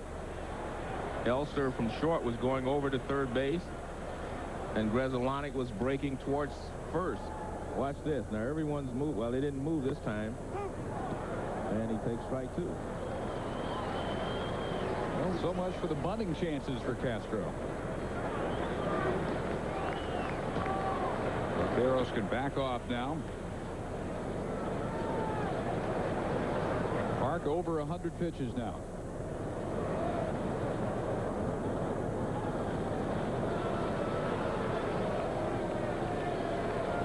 And you see they're at double play position now. As Park delivers the 0-2, and it is right at Grzelcyk, second to Elster. The throw in time to Carroll, and exactly what they hope to get from Castro. The double play grounder, which moves Boone to third. Nice play there at shortstop by Elster to avoid the runner and then just kind of flip it to first base. The ball's hit sharply right at Grzelcyk. He fumbles it. Now watch, he fumbles it right there, picks it up, gives it to Kevin Elster, and look at that, he just kind of flips it on the run. Nice play. Top night continues for Castro, now 0 for 3. And that's what's difficult. He hit the ball hard again. He hit it hard, but he hit it right at Grzelcyk. Last 2 times he's hit it hard. Yeah. So Dimitri Young has come out of the on deck, come out into the on deck circle, so they're going to pinch hit for Parrish, looks like. Well, Dimitri not starting in left tonight. For the Reds, now batting for Hitless in his last 15 at bats. 25. Earlier had an 18-game hitting streak and a 6-game hitting streak. In a 28-game stretch, raised his average from 204. And as he stands in this trip pinch hitting, he's at 280. 5 home runs, 25 driven in. And the tying run in the person of Aaron Boone aboard at third with 2 outs in the top of the 6th. Scott Sullivan working in the Cincinnati bullpen. Jack McKeon hoped to get 6-7 innings out of Paris. And he has worked through 5 and kept him within a run. Young goes after the first pitch, bounces it to Beltre, who makes the long throw. And in 1 pitch, Young is retired and another threat put down by Chan-Ho Park. Through 5 1/2, still 3-2. Of the 6th inning in relief of Steve Paris, who went 5 innings, gave up 3 unearned runs in the 4th, and then held him down the rest of the way. Allowed 4 hits, struck out 3, walked 1. Sullivan now on for his 24th appearance. That's 1 behind Scott Williamson's team-leading 25.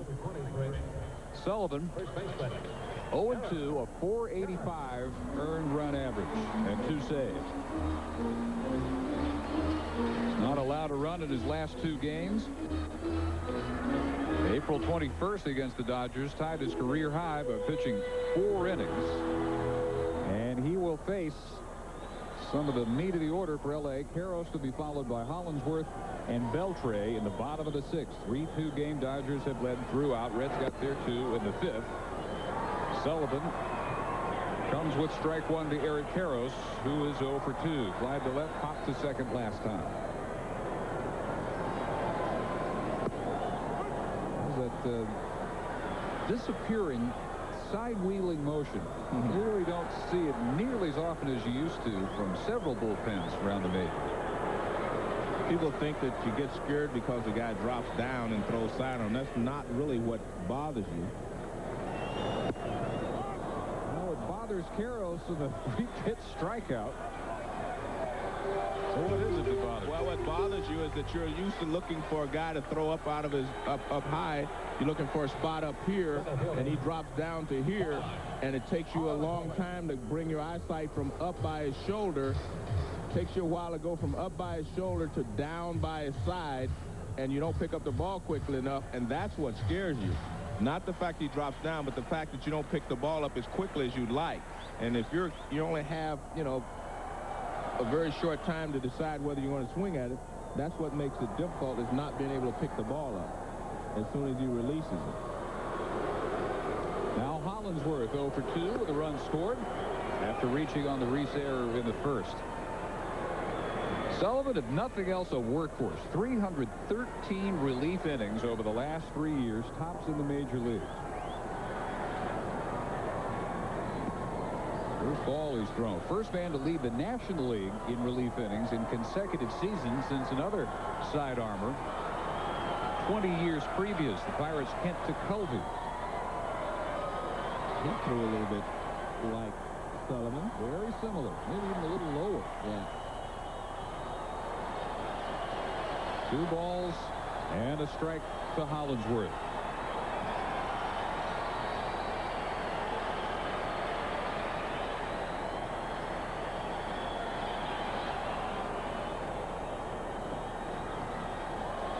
Back over the screen, 2-2. Another guy in the modern day time having an amazing year in the Diamondbacks bullpen, Young-Hung Kim, who has held their relief staff together in the absence of Matt Manti. And he throws real hard. Sullivan will get to the low 90s. Again, will get into the high 90s. This is high and deep to center, and Griffey looks up and leaps in front of the wall to bring it in for out number 2.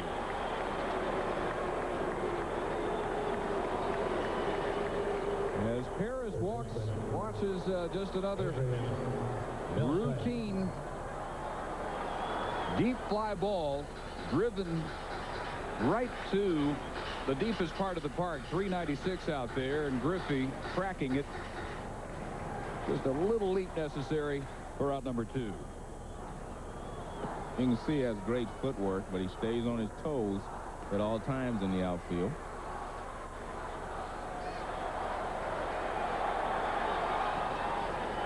Hollinsworth with a bid for his 5th home run. Now Beltre madly missing at that one out of the strike zone. Beltre, the big hit still for L.A., the 2-run double in the 1st, which has held up for Chan-Ho Park. Handled by Boone with a backhand. Sullivan with a 1-2-3 6th inning. And we head to the 7th as Chavez Ravine and Park still clinging to a 1-run lead.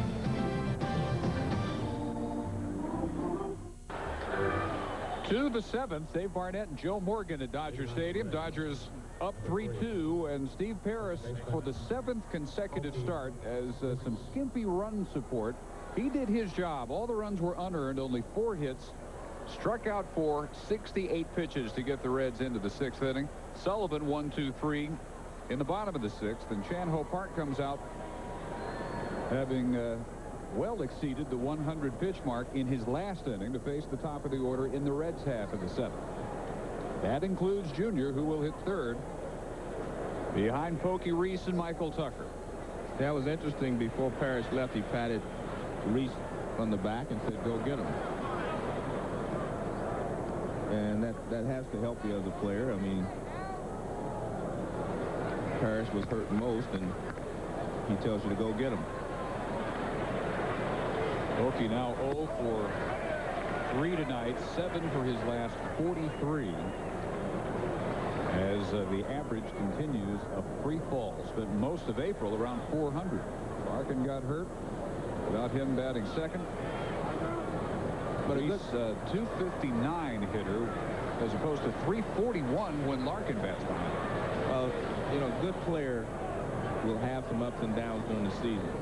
But good players will always be mentally tough enough to deal with that. And that's what, you know, in baseball, if he had 400 the rest of the season, I mean, he'd have a great year. So you have to have some lulls. That's why I call it an average. It averages out.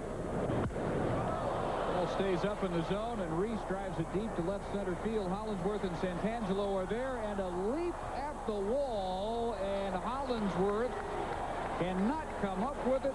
Home run number 2 for Pokey Reese, and we're tied at 3. Well, maybe the pat on the back from Parrish helped him, and I really think it had to help him mentally. You know, when the guy says, it's okay, get us started, and Pokey gets him started. That ball just kept going and going and going. It's a high pitch. He gets underneath it, but he knows he got a lot of it. He's just not sure. Hollingsworth leaps at the wall, and he can't come down with it. Didn't miss it by much. Ball 1 to Michael Tucker, so Reese gets some redemption. First inning here allowed the 3 unearned runs to score against Paris, and now he ties it with his 2nd home run and 16th RBI of the year. And his other home run came in a big spot in Houston to help him win the ball game. Seems to have that sense of doing what is needed when it's needed. Young player, he's 26 still. So Paris, who had 3 runs or less in his support over the last 6 starts, left this one trailing 3-2. How close did Hollingsworth come to robbing Reese here? Pretty close. Wow. 6 inches maybe. Actually doesn't get up in time. I think he gets high enough, but he doesn't get there before the ball goes over. See, he can't quite get to the fence in time to make the leap before the ball gets there. You know, the ironic part about this is if Pokey Reese would have hit well when he was in the minor leagues, they probably would have traded Barry Larkin. You know, they were going to trade Larkin, but they didn't have a replacement. You know, Reese wasn't a good hitter as a shortstop in the minor leagues. So they kept Larkin, and then Reese had to play second base. Now they have, you know, the 2 Gold Glove winners up the middle. So the Reds got a little lucky there that they didn't trade Larkin years ago. That one hits Tucker. That is the same pitch that hit Griffey in the 4th. So Park still with some shaky command. Let's check in quickly with Larry Beal. All right, Dave. Cubs and Rockies in the 6th. Kyle Farnsworth on the mound. Jeffrey Hammonds. And Jeffrey Hammonds has the strength of 10 men. Suddenly, in the month of May, he goes deep twice in this game. 30 ribbies in May. And Bubba Carpenter would follow back-to-back. They're now in the 9th. In fact, in a rain delay. And the Rocks have a 9-4 lead. Well, Chan-Ho Park done after surrendering the home run and hitting Tucker. Pitching change. Griffey coming up when we return.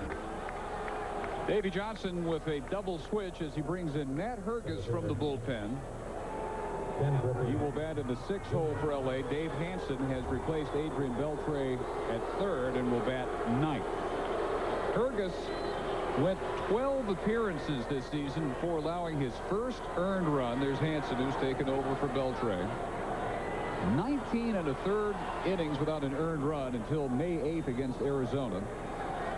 Unearned run May 1st broke up 15 consecutive scoreless innings. So a guy that took seemingly forever to reach the big leagues with a huge start to the 2000 season, and he comes in and faces Ken Griffey Jr. with nobody out. Tucker aboard at first, a run in on the Reese home run to tie it at 3. Griffey has not put a ball in play yet, but he has shown why he was player of the decade, both in the field and on the base paths, as he scored the Reds' second run on Dante Bichette's 2-out double in the 5th. And again out of play. Hit by a pitch from Park in the 4th, struck out in the 1st. So 0 for 1 with a run scored.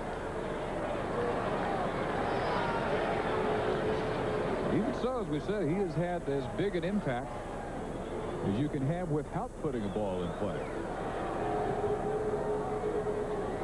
Fergus just high and not by much. 2-1. That's the pitch they need to have to give back to the pitchers. It's not even a letter high fastball. That's a bell type fastball. Elmer descends working with Dennis Reyes. Dodgers with only one lefty in their bullpen, and has recently acquired Trevor Miller. Beautiful changeup right there. A couple of fastballs and a changeup. In fact, over the years I've watched Junior, the only pitch I think I've ever seen bother him a lot is the changeup.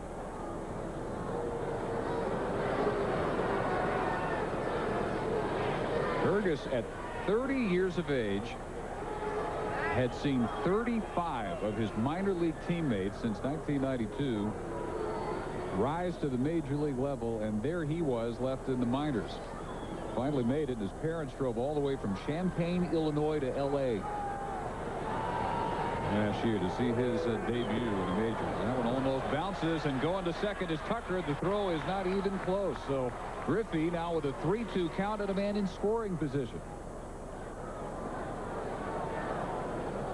Well, he tried to come back with another changeup, and they bounced it. Good job. Watch Tucker at first base. Good job by Tucker. As soon as that ball hit the ground, he took off. And a good play to get into scoring position. Although it does open up first base, but you're in scoring position. And if Junior pulls the ball or puts the ball in play to the right side, he could probably move over to third.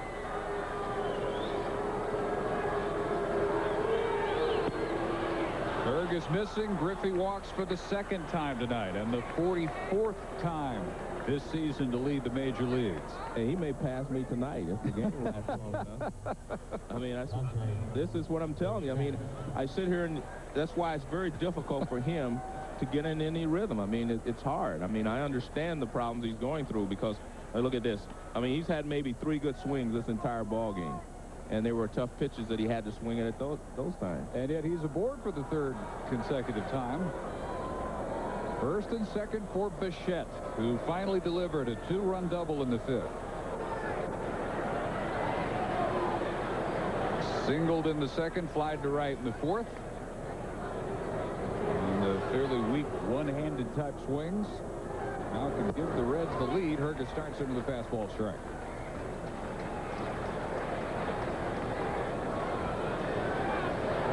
Bichette up to 17 runs batted in for the year. A long way to go to get to his usual numbers. But he is a good hitter, and good hitters usually have good years at the end of the year. Check swing, 0-2. That one almost in the dirt from Hergus. Well, again, look at this. I mean, even if he hits that ball, he's not going to do much with it. He's not taking a big stride, and he's not really using his hips. He's just using his upper body, but you have to be pretty strong to do that, and he is strong. Reds tonight with runners in scoring position are 1 for 7. That one hit was delivered by Bichette, and here's another one. Line single to center. Coming around to score is Tucker, well ahead of the throw, and Bichette takes second on the throw. Reds in front for the first time tonight, 4-3. Well, I tell you what. Hollingsworth threw a fly ball in from center field, and everybody just kept running. It's kind of interesting. He threw Bichette a breaking ball. He chased it. Now he throws him a breaking ball for a strike. and good hitting there. That's what they did the last time. Fastballs away, fastball in, and then he threw him a breaking ball. Look at this throw. I hope the ball slipped out of his hand because that wasn't even close to a cutoff man. Bichette in scoring position. Griffey at third, and still nobody out in the seventh, and Eddie Taubensee at the plate. But as I said, Bichette is just too good a hitter not to hit. I mean, he may not end up with the numbers he had in Colorado because that ballpark helped him. But he is a good hitter. And like I said, by the end of the year, you look up and he'll probably have some good numbers. Again, I don't think they'll be as good as Colorado, but they'll be good. Well, tonight alone, he's improved his RBI total by 20%. 3 to give him up to 18 for the year. On a 3-for-4 night, he drives in 3. Taubensee fly to right in the second, walked in the fourth. First unassisted in the fifth, so 0-for-2 officially for the Reds catcher. Burgess trying to get him inside, missing. 2 balls and a strike. Scoring position are Griffey at third after a walk. And Bichette taking second on the balloon throw. The run scored by Tucker is charged to Chan-Ho Park, who allows 4 runs on 4 hits, walked 6, strikes out 6. 2-2.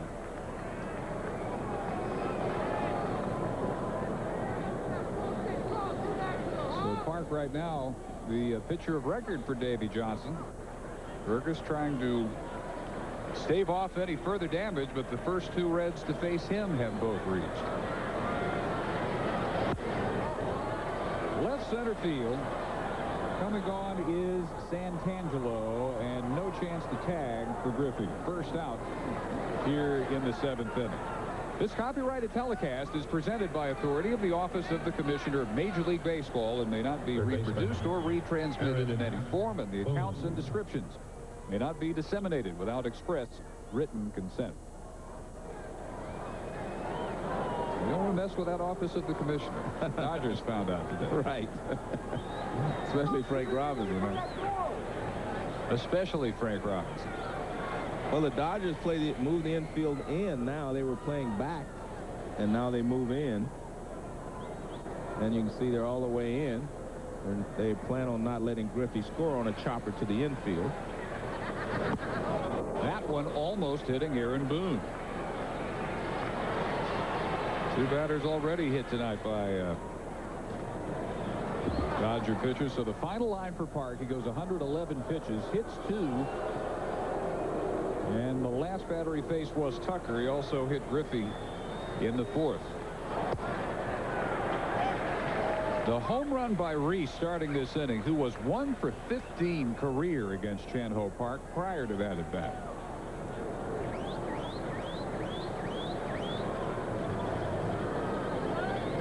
One ball and 1 strike to Boone. Chance for the 5th victory of the year for Park is gone.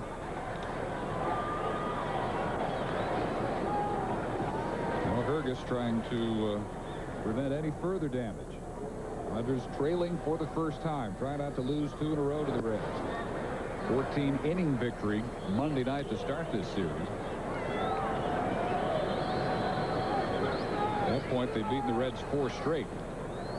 And the Reds are tough, almost unbeatable if they take a lead into the 9th. The last 2 years, Jack McKeon has just about had the door slammed every single time through 8. 95-3 is their record, with the best bullpen in baseball over that span through 8 innings, and they've won 27 in a row leading through 8. 2-2 to Boone.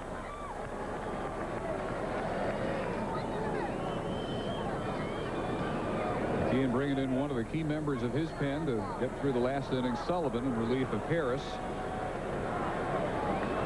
Bullpen, of course, went a long way Monday in the 14-inning affair, so he's hoping that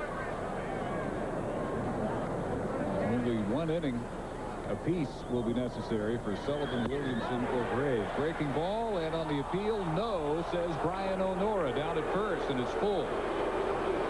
Davy Johnson thought he went, and it did look pretty close from up here, but we're at a bad angle. Let's take a look. Watch the barrel of the bat. That's a long. Let's say he went. Yeah, that's pretty close. All the other appeals have been to Mark Hirschbeck at third. He's called a strike every time. That's the first time they've gone to Honora at first.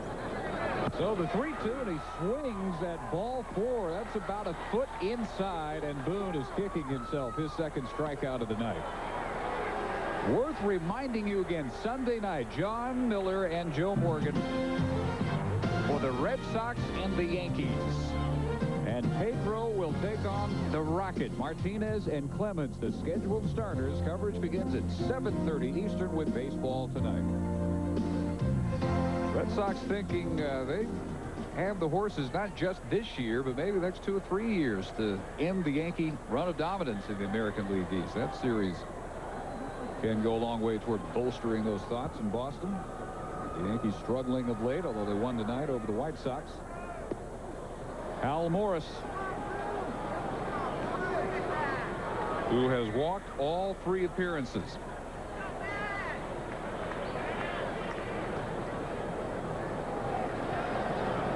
Boone, the second out of the inning.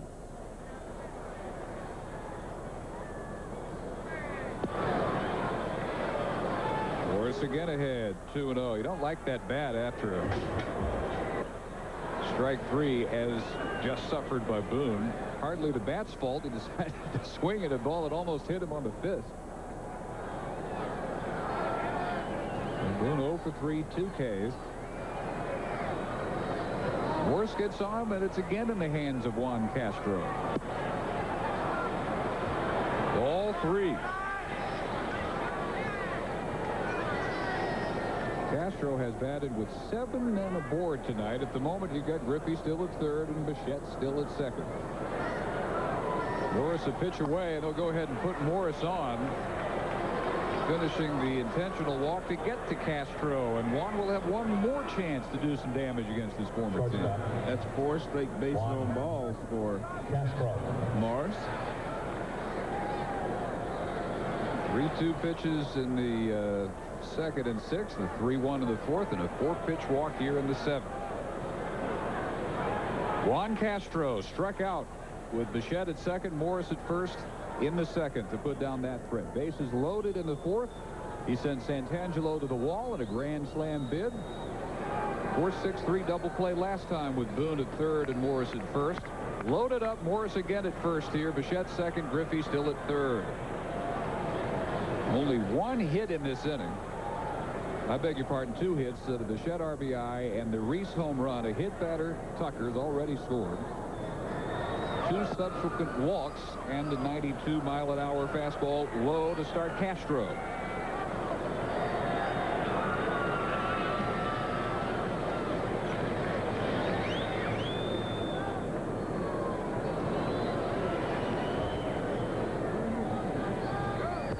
That one's over, 1-1.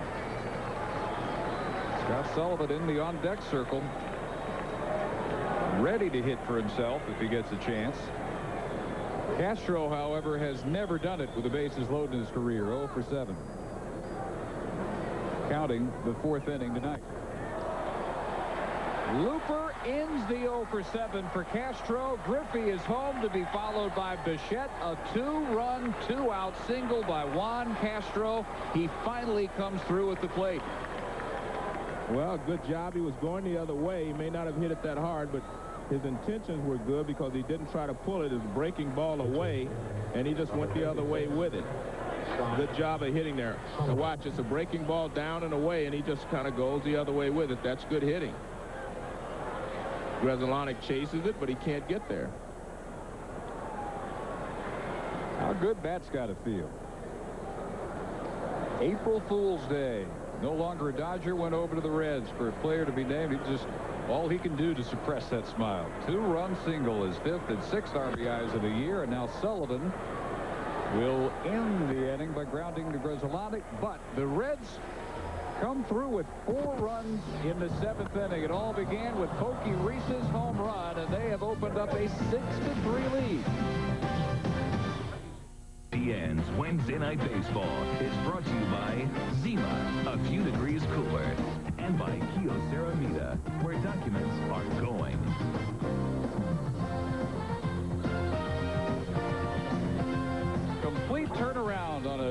Drizzly Wednesday night at Dodger Stadium. Dodgers with the 3-run spot in the first inning, sailing into the middle innings behind Chan-Ho Park. Hergus not happy at all with his relief effort, as the Reds put 4 on the board in the top of the 7th inning. 1 charge to Chan-Ho Park, or 2 charged to Chan-Ho Park. 2 of those 4, and then Hergus comes in and gives up the other 2. The big hit, the 2-run bases loaded single by Juan Castro to give Scott Sullivan a 3-run lead into the bottom of the 7th inning. He starts with Chad Kruder, to be followed by Elster, and then Dave Hansen, who came in a double switch in the last inning, set to hit in the pitcher's 9th spot. And since that 3-run first, and remember, all 3 were unearned, the Dodgers have managed only 2 base runners. Kruder with a single in the 4th, Santangelo with a double in the 5th, the only 2 to get there against Paris. Sullivan came in, worked a 1-2-3-6. Trying to get the Reds to Williamson and Graves country in the 8th and 9th.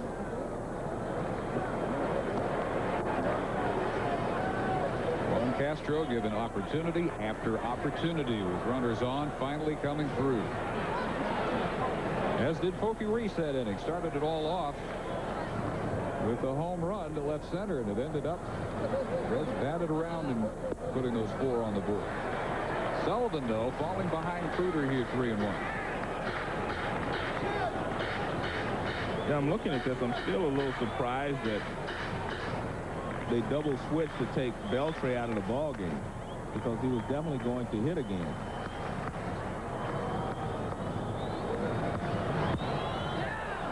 Looper right center field, charging hard is Bichette, and he has it with the slide. Dante Bichette with a flourish. Nice play. Robbing Chad Kruder. That's something I never have been able to understand, how they can catch the ball when they slide like that. Now look at this. I mean, how do you catch that? Because it looked like it even shades his... Watch his right and left arm go up in front of his face. How do you find the ball? Great play, though. Look at that. But it also knows he's got Junior behind him to back him up. Nice play. A guy that's never drawn too many plaudits for his defensive work comes up with one you put a star by. Elster rips this to the corner and left. Struck out his first 2 times, and a 1-out double here in the 7th against Sullivan, the first base runner allowed by Scott Sullivan. Well, Kevin Elster's good first ball fastball hitter, and he gets a fastball, and he rips it to left field for a base double, actually. Number 25. They had been striking him out with breaking balls. They started with a fastball, and he jumped all over it.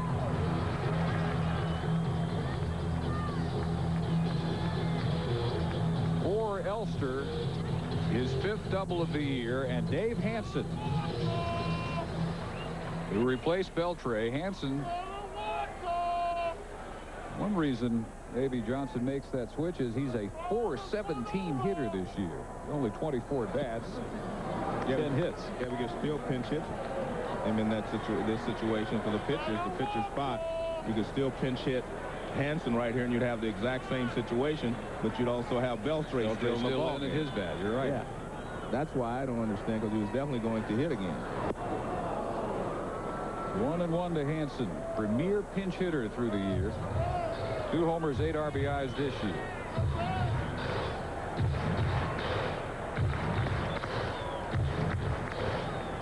I mean, I guess he was hoping that Hergus would get through the inning and he could get 2 or 3 innings out of him, but with a 1-run ball game, you always have to be cognizant of the fact that it could go extra innings. Hansen rounding sharply to Reese for out number 2. Let's check in with Larry Beal. All right, let's head down south a little bit. Mets and Padres in San Diego in the 7th. The Fonz. Edgardo Alfonso helping the Mets come back from a 4-0 deficit. That tied it up at 4 apiece, but it didn't last long, because in the 8th, Brett Boone with his 2nd of the night. This one coming off of Pat Mahomes into the palm trees, and the Padres with a 5-4 lead. Brett having a little better night than Aaron tonight. 2 outs. Elster moving on to 3rd as Hansen hit behind him. Top of the order, Santangelo. 1 for 3, a 5th inning double. The average rises to 125. We will hope to get Gary Sheffield back Friday. Descends and Reyes ready if needed.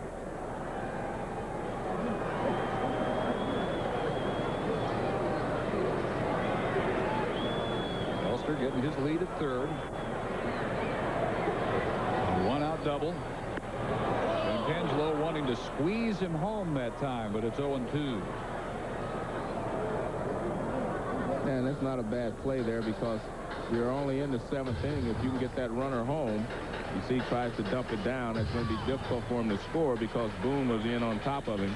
But if you can get the runner home, you have 2 more innings after this to try to get back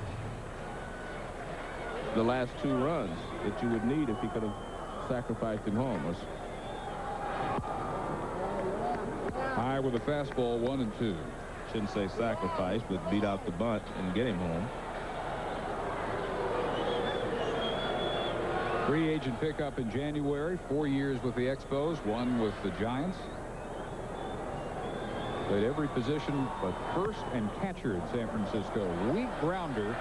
Morris will go quickly to Sullivan covering in time, and that ends the Dodger threat in the 7th. We go to the 8th. Cincinnati 6-3. To the 8th with the Reds on top 6-3. New pitcher making his first outing with the Dodgers, left-hander Trevor Miller, just claimed off waivers from the Phillies May 19th. 14 games in Philadelphia, no record, and an .836 earned run average.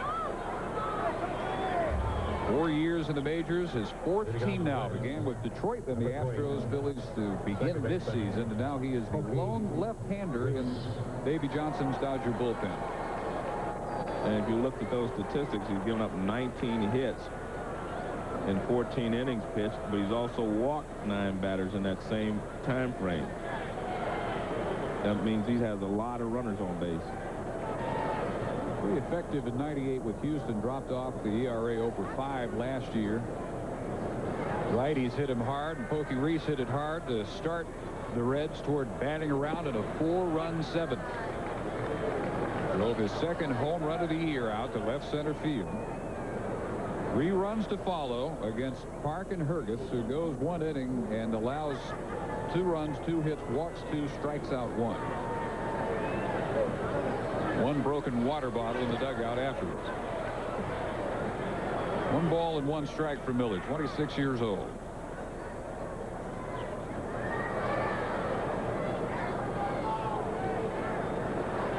Hergus considering his outing.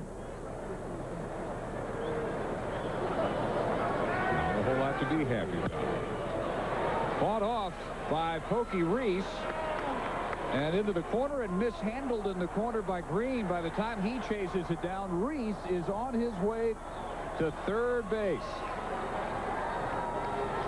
So Pokey ends a 7-for-43 slump with the homer and now the extra base hit to lead off the top of the 8th inning.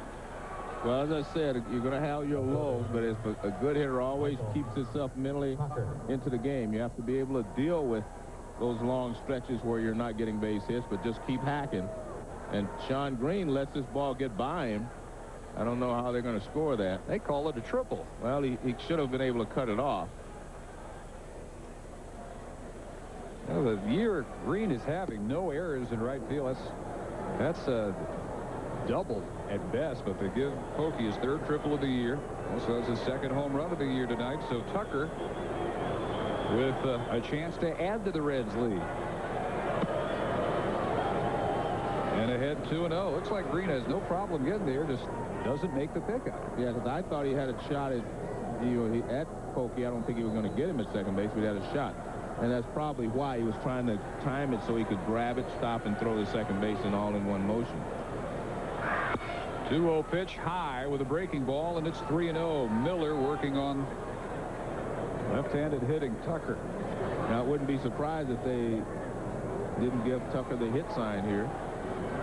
You got the infield in. 4-pitch walk. I say, a lot of people say, well, how will they do that with Griffey on deck? Well, you just want to try to get to run in. But Griffey can drive himself in and Tucker. Center fielder. More action coming to the Dodger bullpen as Griffey makes his way to the plate with 2 on, nobody out. And has still not put a ball in play tonight, but he has been aboard his last 3 trips and scored 2 runs. And turned in 2 defensive gems in center field.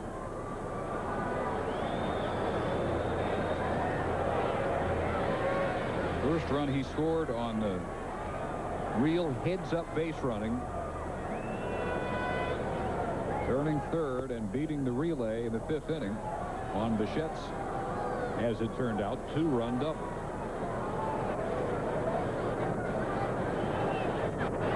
Bichette waiting on deck. 1-0 pitch to Griffey. A little breaking ball that kind of hung inside, and he had a big rip at it. Miller got away with one then because he didn't fool Griffey at all on that pitch. Terry Adams latest up in the Dodger pen.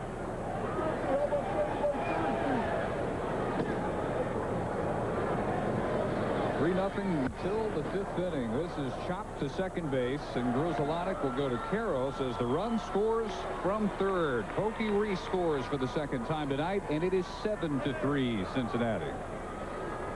Right fielder. Griffey gets RBI number 38. Now Bichette's night. RBI single, one of his 3 RBIs in last half inning, turned in that defensive gem in right field. And unlike Griffey, when Bichette does it, it is a big deal in the dugout. You're right. They're used to Ken doing it. Bichette batting with Tucker now at second. A 3-for-4, 3 RBI night to get his average up 13 points from 229 to 242.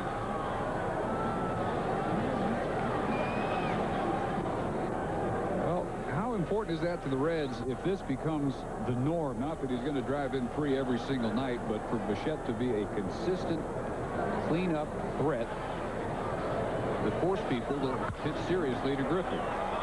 Past the diving Elster, another base hit by Bichette, and his 4th run batted in of the night as Tucker scores. You've said it all night. A guy like Bichette will get the numbers where you expect him to be. He will get them. Like I say, he may not have the great numbers he had in Colorado, but he'll have good numbers because he's a good hitter. And he just hammers that right up the middle. Elster can't get there. And as you mentioned, his 4th base hit, his 4th RBI of the game. And that's really what they need. You know, Griffey needs for somebody to get hot behind him so that they will not pitch around him so often.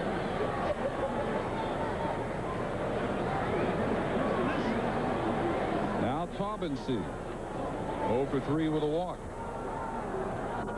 Still only 1 out of the 8th inning. 2 more runs home for Cincinnati.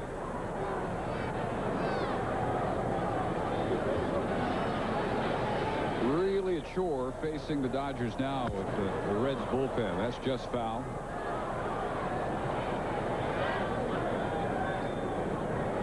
"11 years in Seattle, Ken Griffey was followed by players who hit a total of 241s batting behind him. This year, the players batting behind Griffey have combined to hit only 6 home runs, and before tonight, and the outburst by Bichette, a combined average of 219. The guy who had hit best behind him was Dmitri Young. Griffey 254 with Young batting 4th. Everybody else, Bichette included, 216. But that has finally turned the other way. At least for tonight, anyway. Taubensee hit hard, and that's past the diving Grzelcyk. Bichette will hold at second. First hit of the night by Taubensee. So Johnson, having seen enough of Trevor Miller in his first outing with the Dodgers, ready to make another move, and it'll be Terry Adams making his way in from the Dodger bullpen. Getting out of hand for L.A. 8-3, 2 on, 1 out in the 8th. Well, the Reds up the lead to 8-3, and they now face their 4th Dodger pitcher, Terry Adams, who makes his team leading 20th appearance of the year. 2-3. He saved 2, a .273 earned run average. He worked the 9th and 10th innings in the 14-inning Dodger victory Monday night, both scoreless. What he inherits is Bichette at second and Taubensee at first, back-to-back singles. 1 out for Aaron Boone. 0 for 3 with a walk and 2 strikeouts.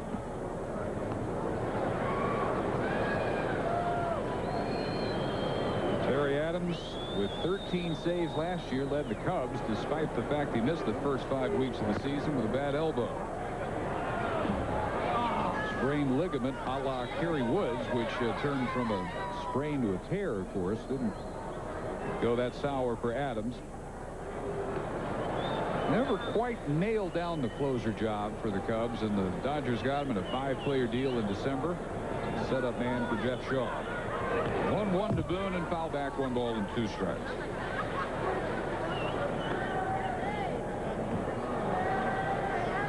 Years with the Cubs. Adams 19 and 26 with 37 saves. 27 years old, out of Mobile, Alabama. Former 4th round pick in '91.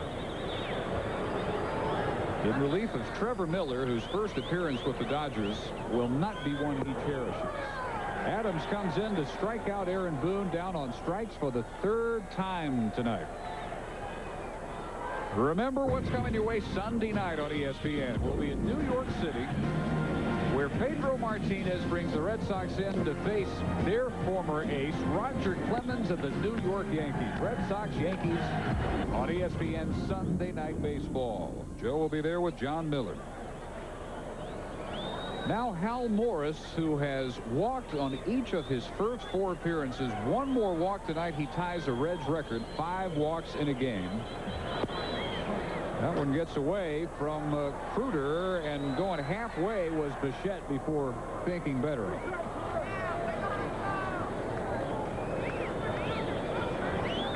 Five walks in a game appears twice in the Reds record book. Surprisingly, Joe Morgan not one to do it. No. Huey Kreitz, May of 28 at St. Louis. Johnny Bench, July of 79 at Chicago. 79. That means I was watching. In great appreciation, though. Yeah. John would take a walk if they didn't give in to him. And in the friendly confines, they were always afraid of Johnny. Rightfully so. Major league record, by the way, in a 9-inning game is 6 walks. That's one of the older records in the book. It goes back to 1891, and Jimmy Foxx did it in 1938. Walt Wilmot in 1891 with Chicago. I don't think Morris is going to get that many opportunities tonight. That one ripped just foul. That would be frustrating to get that many walks in a game, especially if you're Jimmy Foxx. It's hard to bet 6 times in a 9-inning game. Yeah, but Jimmy Foxx, man, he was a big slugger. He didn't want to walk. So those may have been intentional. Right. Last player of the majors to walk 5 times in a game, Vince Coleman, August 10th, 92. That's surprising. Vince Coleman was a hacker, man. I mean, he didn't take a lot of walks. Now, if you'd have said Ricky Henderson, that wouldn't surprise me. Because Ricky will take a lot of walks. Barry Bonds, maybe? Yeah, but Vince Coleman wasn't really noted for his ability to take a pitch. Morris trying to get one in play here. A couple of foul ball goes. 2 outs, 2 on. Bichette at second. Taubensee at first. 2 runs and 3 hits already this inning, and that also just fouled off the bat of Morris.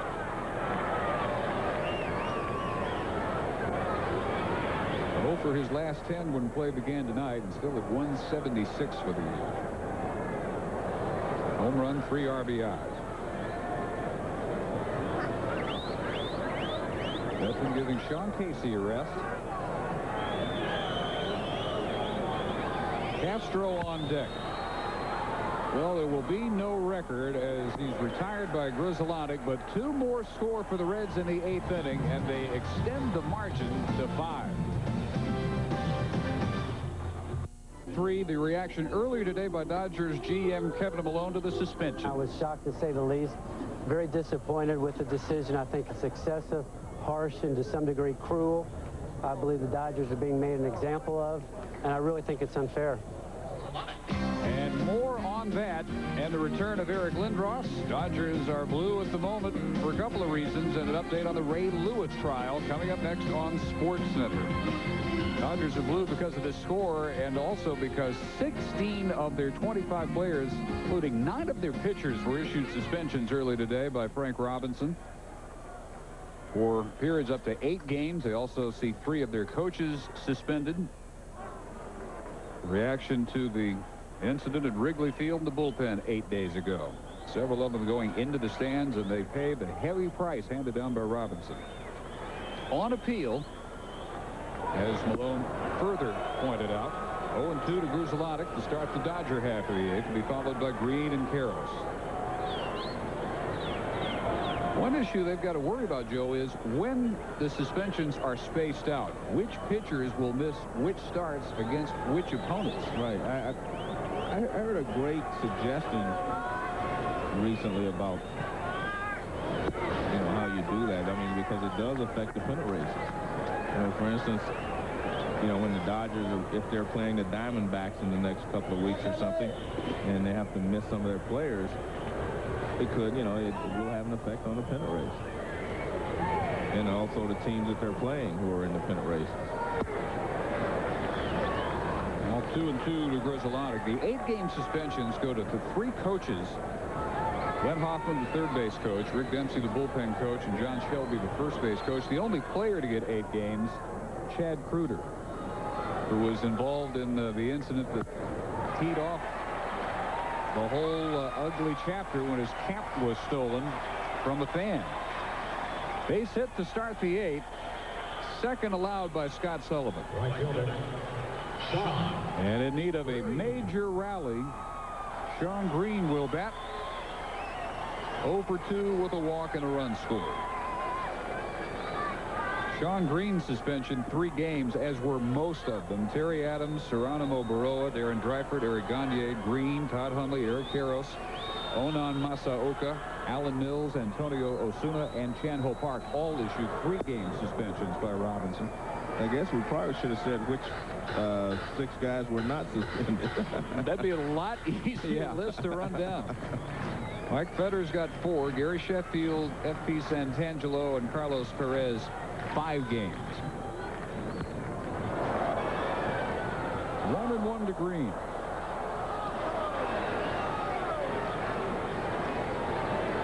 Now, when this decision is handed down, remember the margin in the West, just 2.5 games. Arizona over L.A.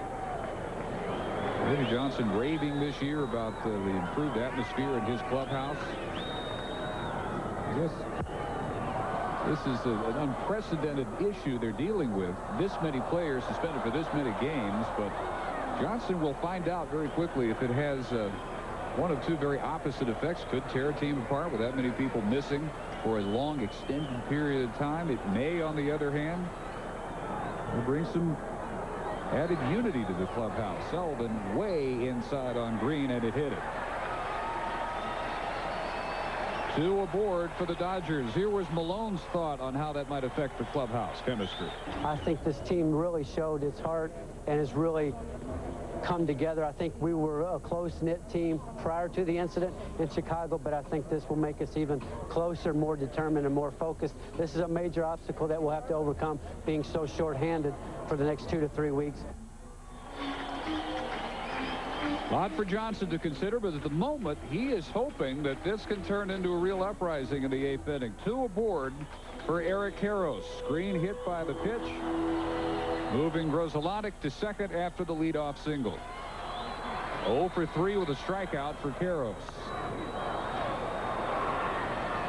And the one thing to note is that those 84 games, that's what the total is for those 19 players. I mean, the season is only 162 games, and that's more than half a season worth of suspended games on the part of the Dodgers. All on appeal for the moment. 2 foul balls, 0-2.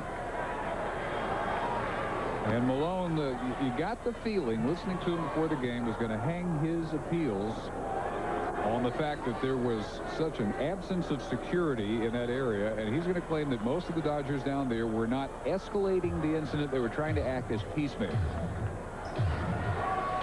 But the message Frank Robinson hands down today is you don't go into the stands for any reason. And I agree with that. You cannot go into the stands. Well, again, they'll discuss it further on SportsCenter coming up next. Reds trying to hang on to the 8-3 lead.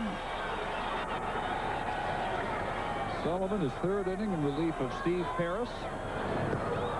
And Karros way out in front of that. He is a 3-pitch strikeout. First out here in the 8th. Actually, he was 6-pitch, 2 strikeouts. Struck him out on 3 pitches his last at bat, and he strikes him out on 3 pitches again. And again, it's tough to pick up the ball if you're looking at his right shoulder, which is normally where you find the ball. The ball comes out of the pitcher's right shoulder in that area. And when he drops down around his hip, sometimes it's very difficult to find it.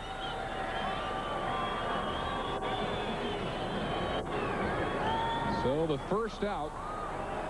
And now Todd Hollingsworth. 0 for 2 with a run scored. Sullivan, the workhorse he is.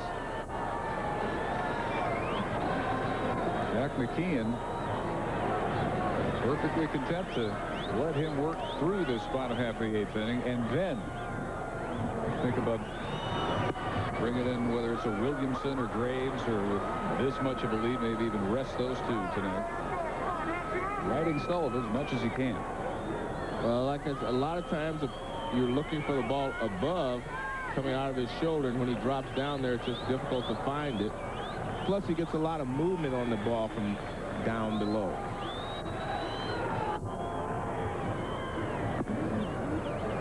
Moving on that one, but well out of the strike zone, and Hollingsworth ahead 2-1.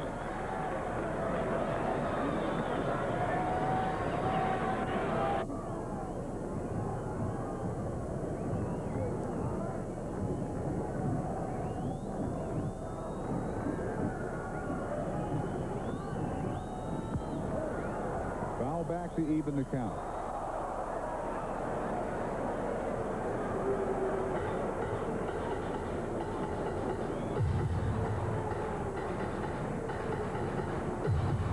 Hundley has come out in the Dodgers on-deck circle.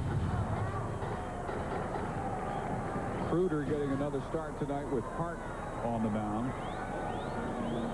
Hundley out loosening up as that one is grounded right to Reese. 2nd for 1, and the relay from Castro in time. An inning-ending double play, and Sullivan still unscored on. It's still 8-3 headed to the 9th.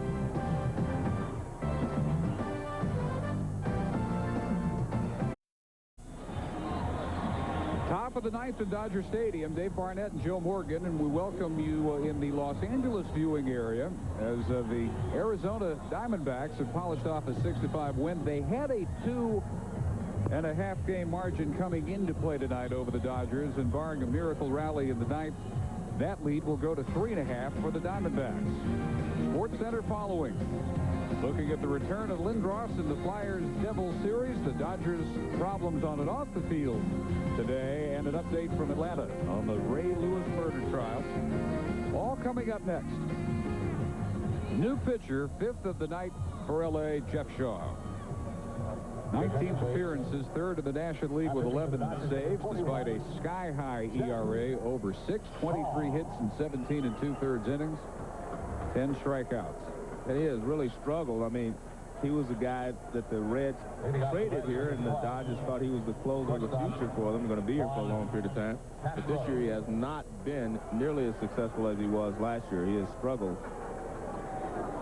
and had a lot of blown saves so far this season. He worked 2 innings Monday, the 11th and 12th in L.A.'s 14-inning win. Longest outing of the season. Shaw, of course, normally a One-inning guy will come in and nail down the ninth. He allowed a run, struck out 2.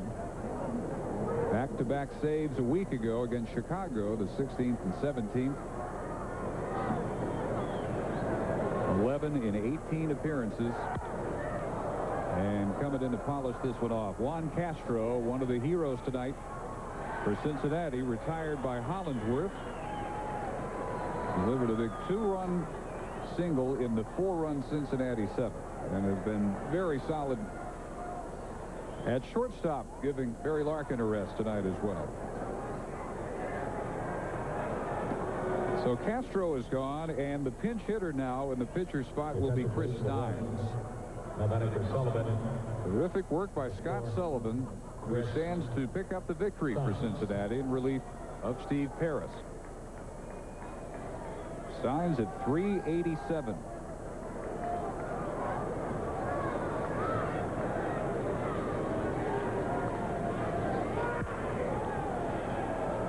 Lifted to short right.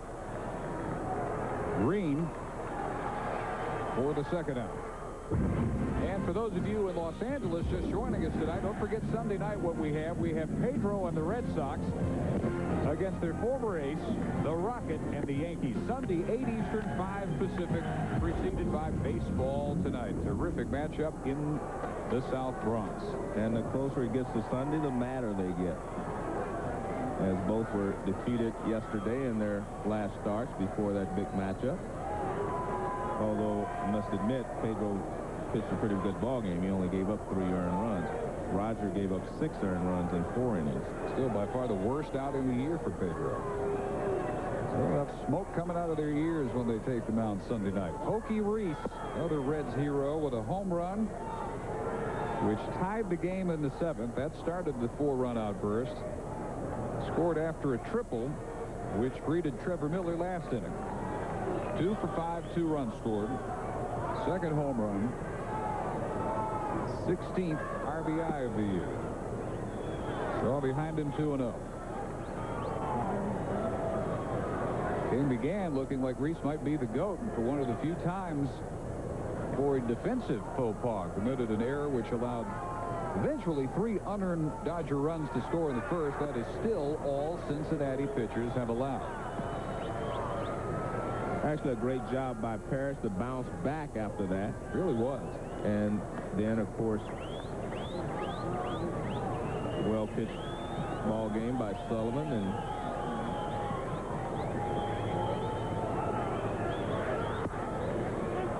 they are getting the inside corner, 2-2. Paris, 5 innings, the 3 unearned runs, 4 hits, strikes out 3, walks 1. Sullivan has allowed just 2 hits in getting the Reds through the 6th, 7th, and 8th.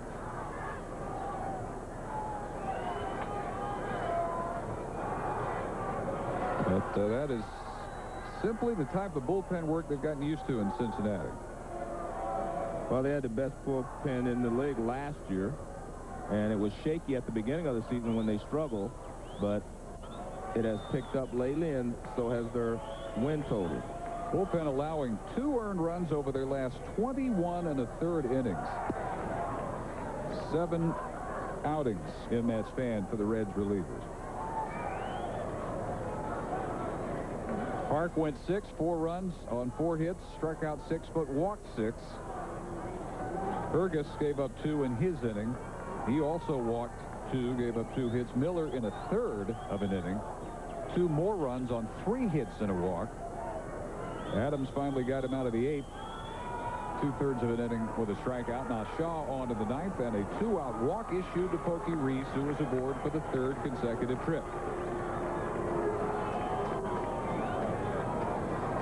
Left fielder, Michael Tucker. Dodgers before last night had a 6-game winning streak. Osvaldo Fernandez ended it with a terrific outing, 3-1 Cincinnati win. Harrison Sullivan getting it done tonight, and now Michael Tucker to bat. He has reached his last 3 trips, a single, hit by pitch, and walk. He scored all 3 times. Yeah, this is interesting. They're playing behind Pokey Reese at first base. Now, the Reds have a 5-run lead. they don't expect Pokey Reese to steal that base. But with all the runs that are being scored this year, is a 5-run lead safe in the 8th inning. Against this bullpen, you'd certainly think they wouldn't have to worry about that. But you're right, that is no longer a given. The definition of a safe lead is out the window. Yeah, and exactly. I mean, so the question is, if you're Pokey Reese, do you go ahead and take second base and try to get another run for your team?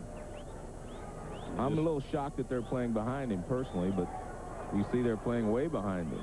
4th in the National League with 15 stolen bases. That one is by Karros. Green will chase it down in the corner.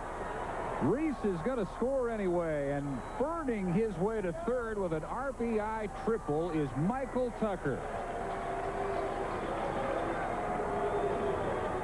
So the Reds score one more with 2 outs here in the 9th inning against Jeff Shaw. Reese didn't have to run. He just knew what Tucker had in store for him.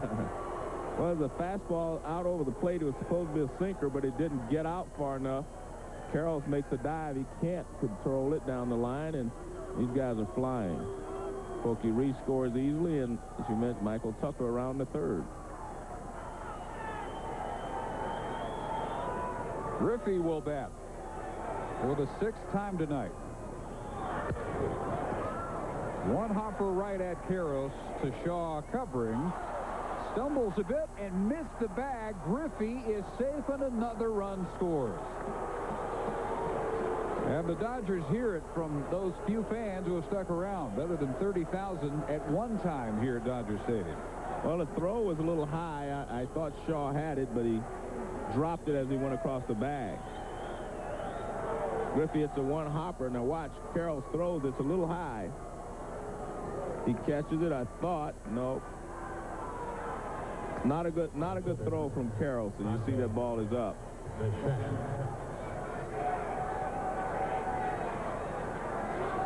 10-3.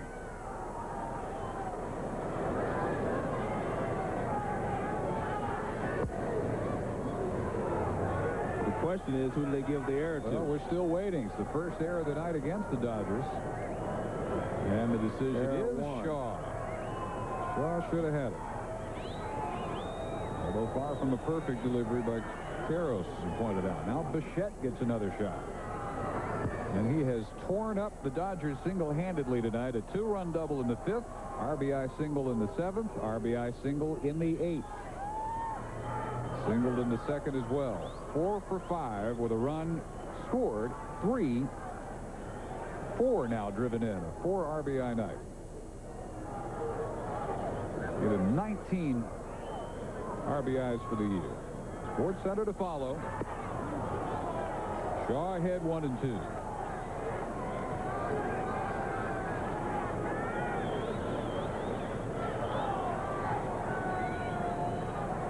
Turned into a lapper for Jack McKeon. Well, it didn't look that way after the 1st inning when the Dodgers scored the 3 unearned runs. Even into the 5th, Park taking a one-hit shutout to the mound in the 5th. And he was throwing well. I mean, he's changing speeds well, using his fastball, changeup, and his curve, and he was keeping the hitters off balance. Every Red run tonight has been scored by the 1, 2, 3, and 4 hitters, and all since that 5th inning. Reese has 3, Tucker has 4, Griffey 2, Bichette 1, flagged down by Elster. No chance to get Griffey at second, though. And a 5-hit night for Dante Bichette. That'll get him started.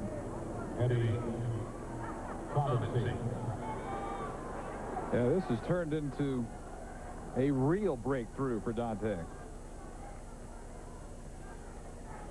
Numbers he hadn't experienced in years and years, and he's almost getting it all back in one night.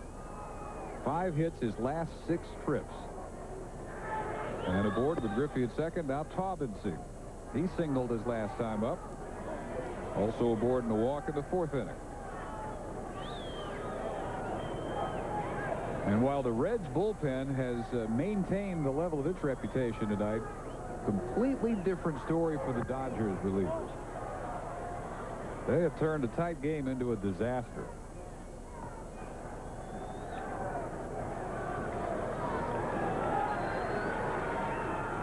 left. They were tied. trailing only 4-3. No, they were tied when he left.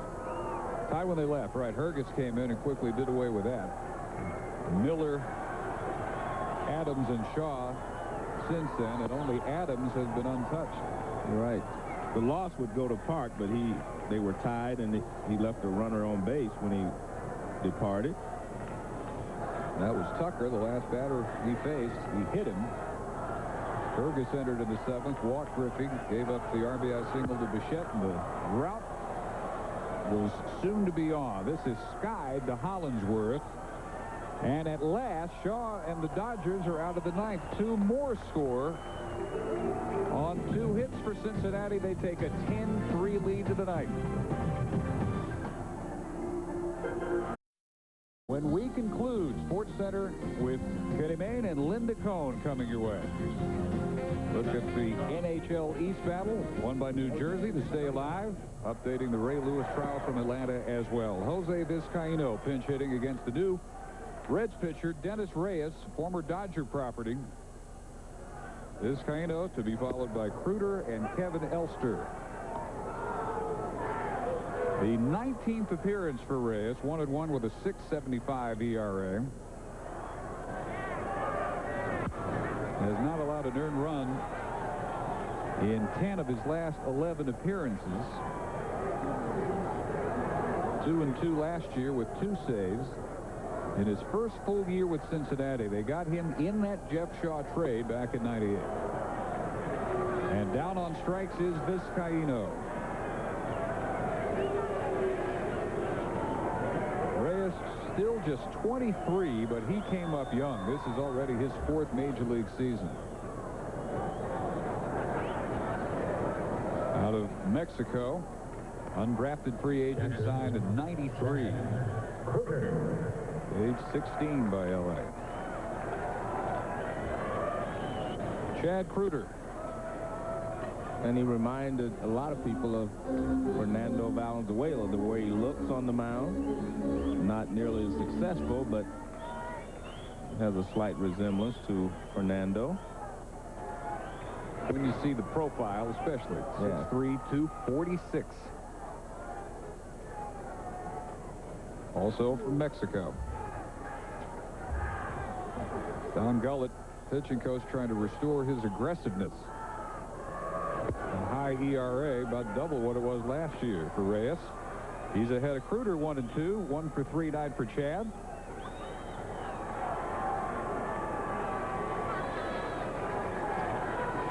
One out in the Dodger 9th.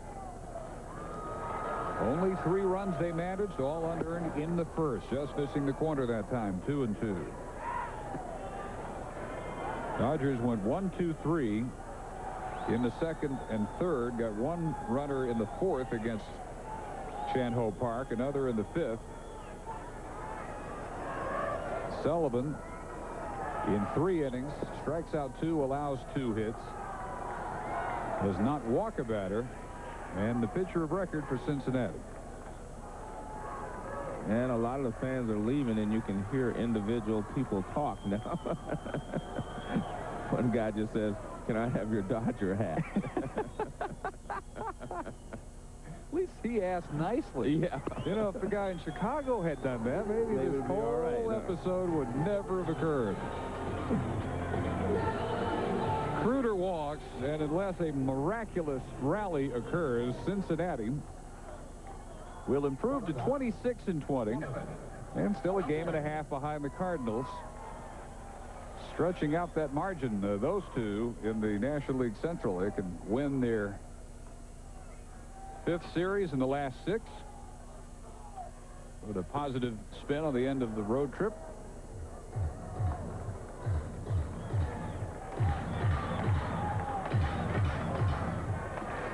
Elster doubled his last time up, struck out his first 2 trips. Geronimo Barola has come out on deck as Elster bounces that one through the hole. 2 are on with 1 out against Reyes.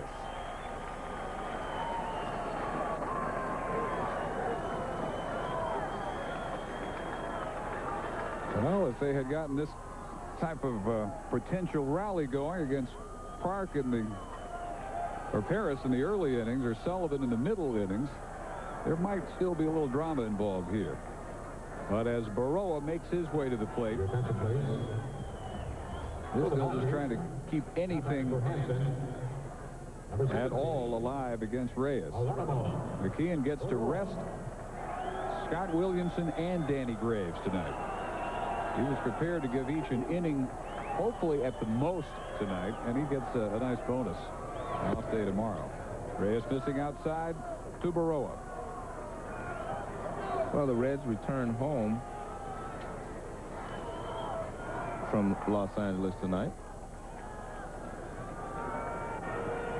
.259 average with 4 RBIs, no homers for Baroa. On the corner, 1-1.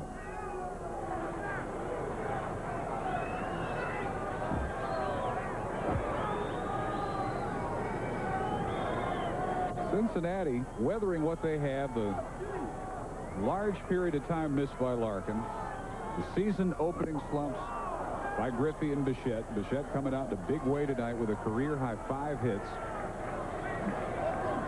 Some of the numbers by the pitchers not quite what you would expect them to be. I think that will be the key to the Reds, their starting pitching and how many innings they can give them. Because if they get into the bullpen every night, eventually it's going to wear down. Worked for him last year. It's up to do that 2 years in a row. And the Dodgers have played well. I mean, the Dodgers have showed signs of being a pretty good ball club, and especially a big improvement over last year's ball club. Question now becomes, how do the multiple suspensions to well over half their roster affect them in the days to come, assuming nothing changes from the appeal? Baroa goes around on that one, and Reyes has his second strikeout here in the night. Well, there's nothing positive can come of that for the Dodgers. I mean, it's just a matter of trying to keep their heads above water till they get all the suspensions served and stay within hailing distance of the Arizona Diamondbacks. Sports Center to follow. F.P. Santangelo, the last hope for the Dodgers, who tonight are 1 for 11 with runners in scoring position. The only hit was way back in the first inning, the 2-run double by Adrian Beltre.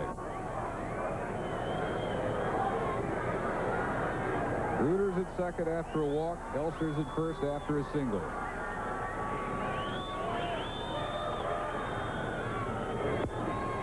One ball and 1 strike to Santangelo. He doubled in the 5th. 1 for 4.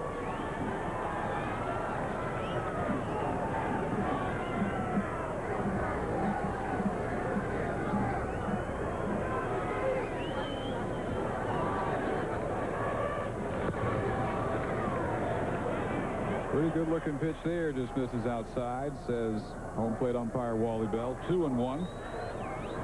Big nights for the Reds tonight. Pokey Reese, he leadoff homer in the 7th. Career high equaling 5 hits for Dante Bichette. And this ought to do it. Popped up. Short left field. Tucker coming in. Has it. Game over. And the Reds win tonight. And they win the series by a count of 10-3. Don't forget ESPN's exclusive coverage of Sunday Night Baseball coming up from Yankee Stadium. Pedro Martinez against Roger Clemens Sunday. Red Sox of the Yankees. Don't even think about missing it. 8 p.m. Eastern Sunday. Coming up next on ESPN is Sports Center. This has been a presentation of ESPN, the worldwide leader in sports. For more, log on to ESPN.com, part of the Go Network, Go.com. Reds win it for Joe Morgan, Dave Barnett. So long from Dodger Stadium at Sports Center is next.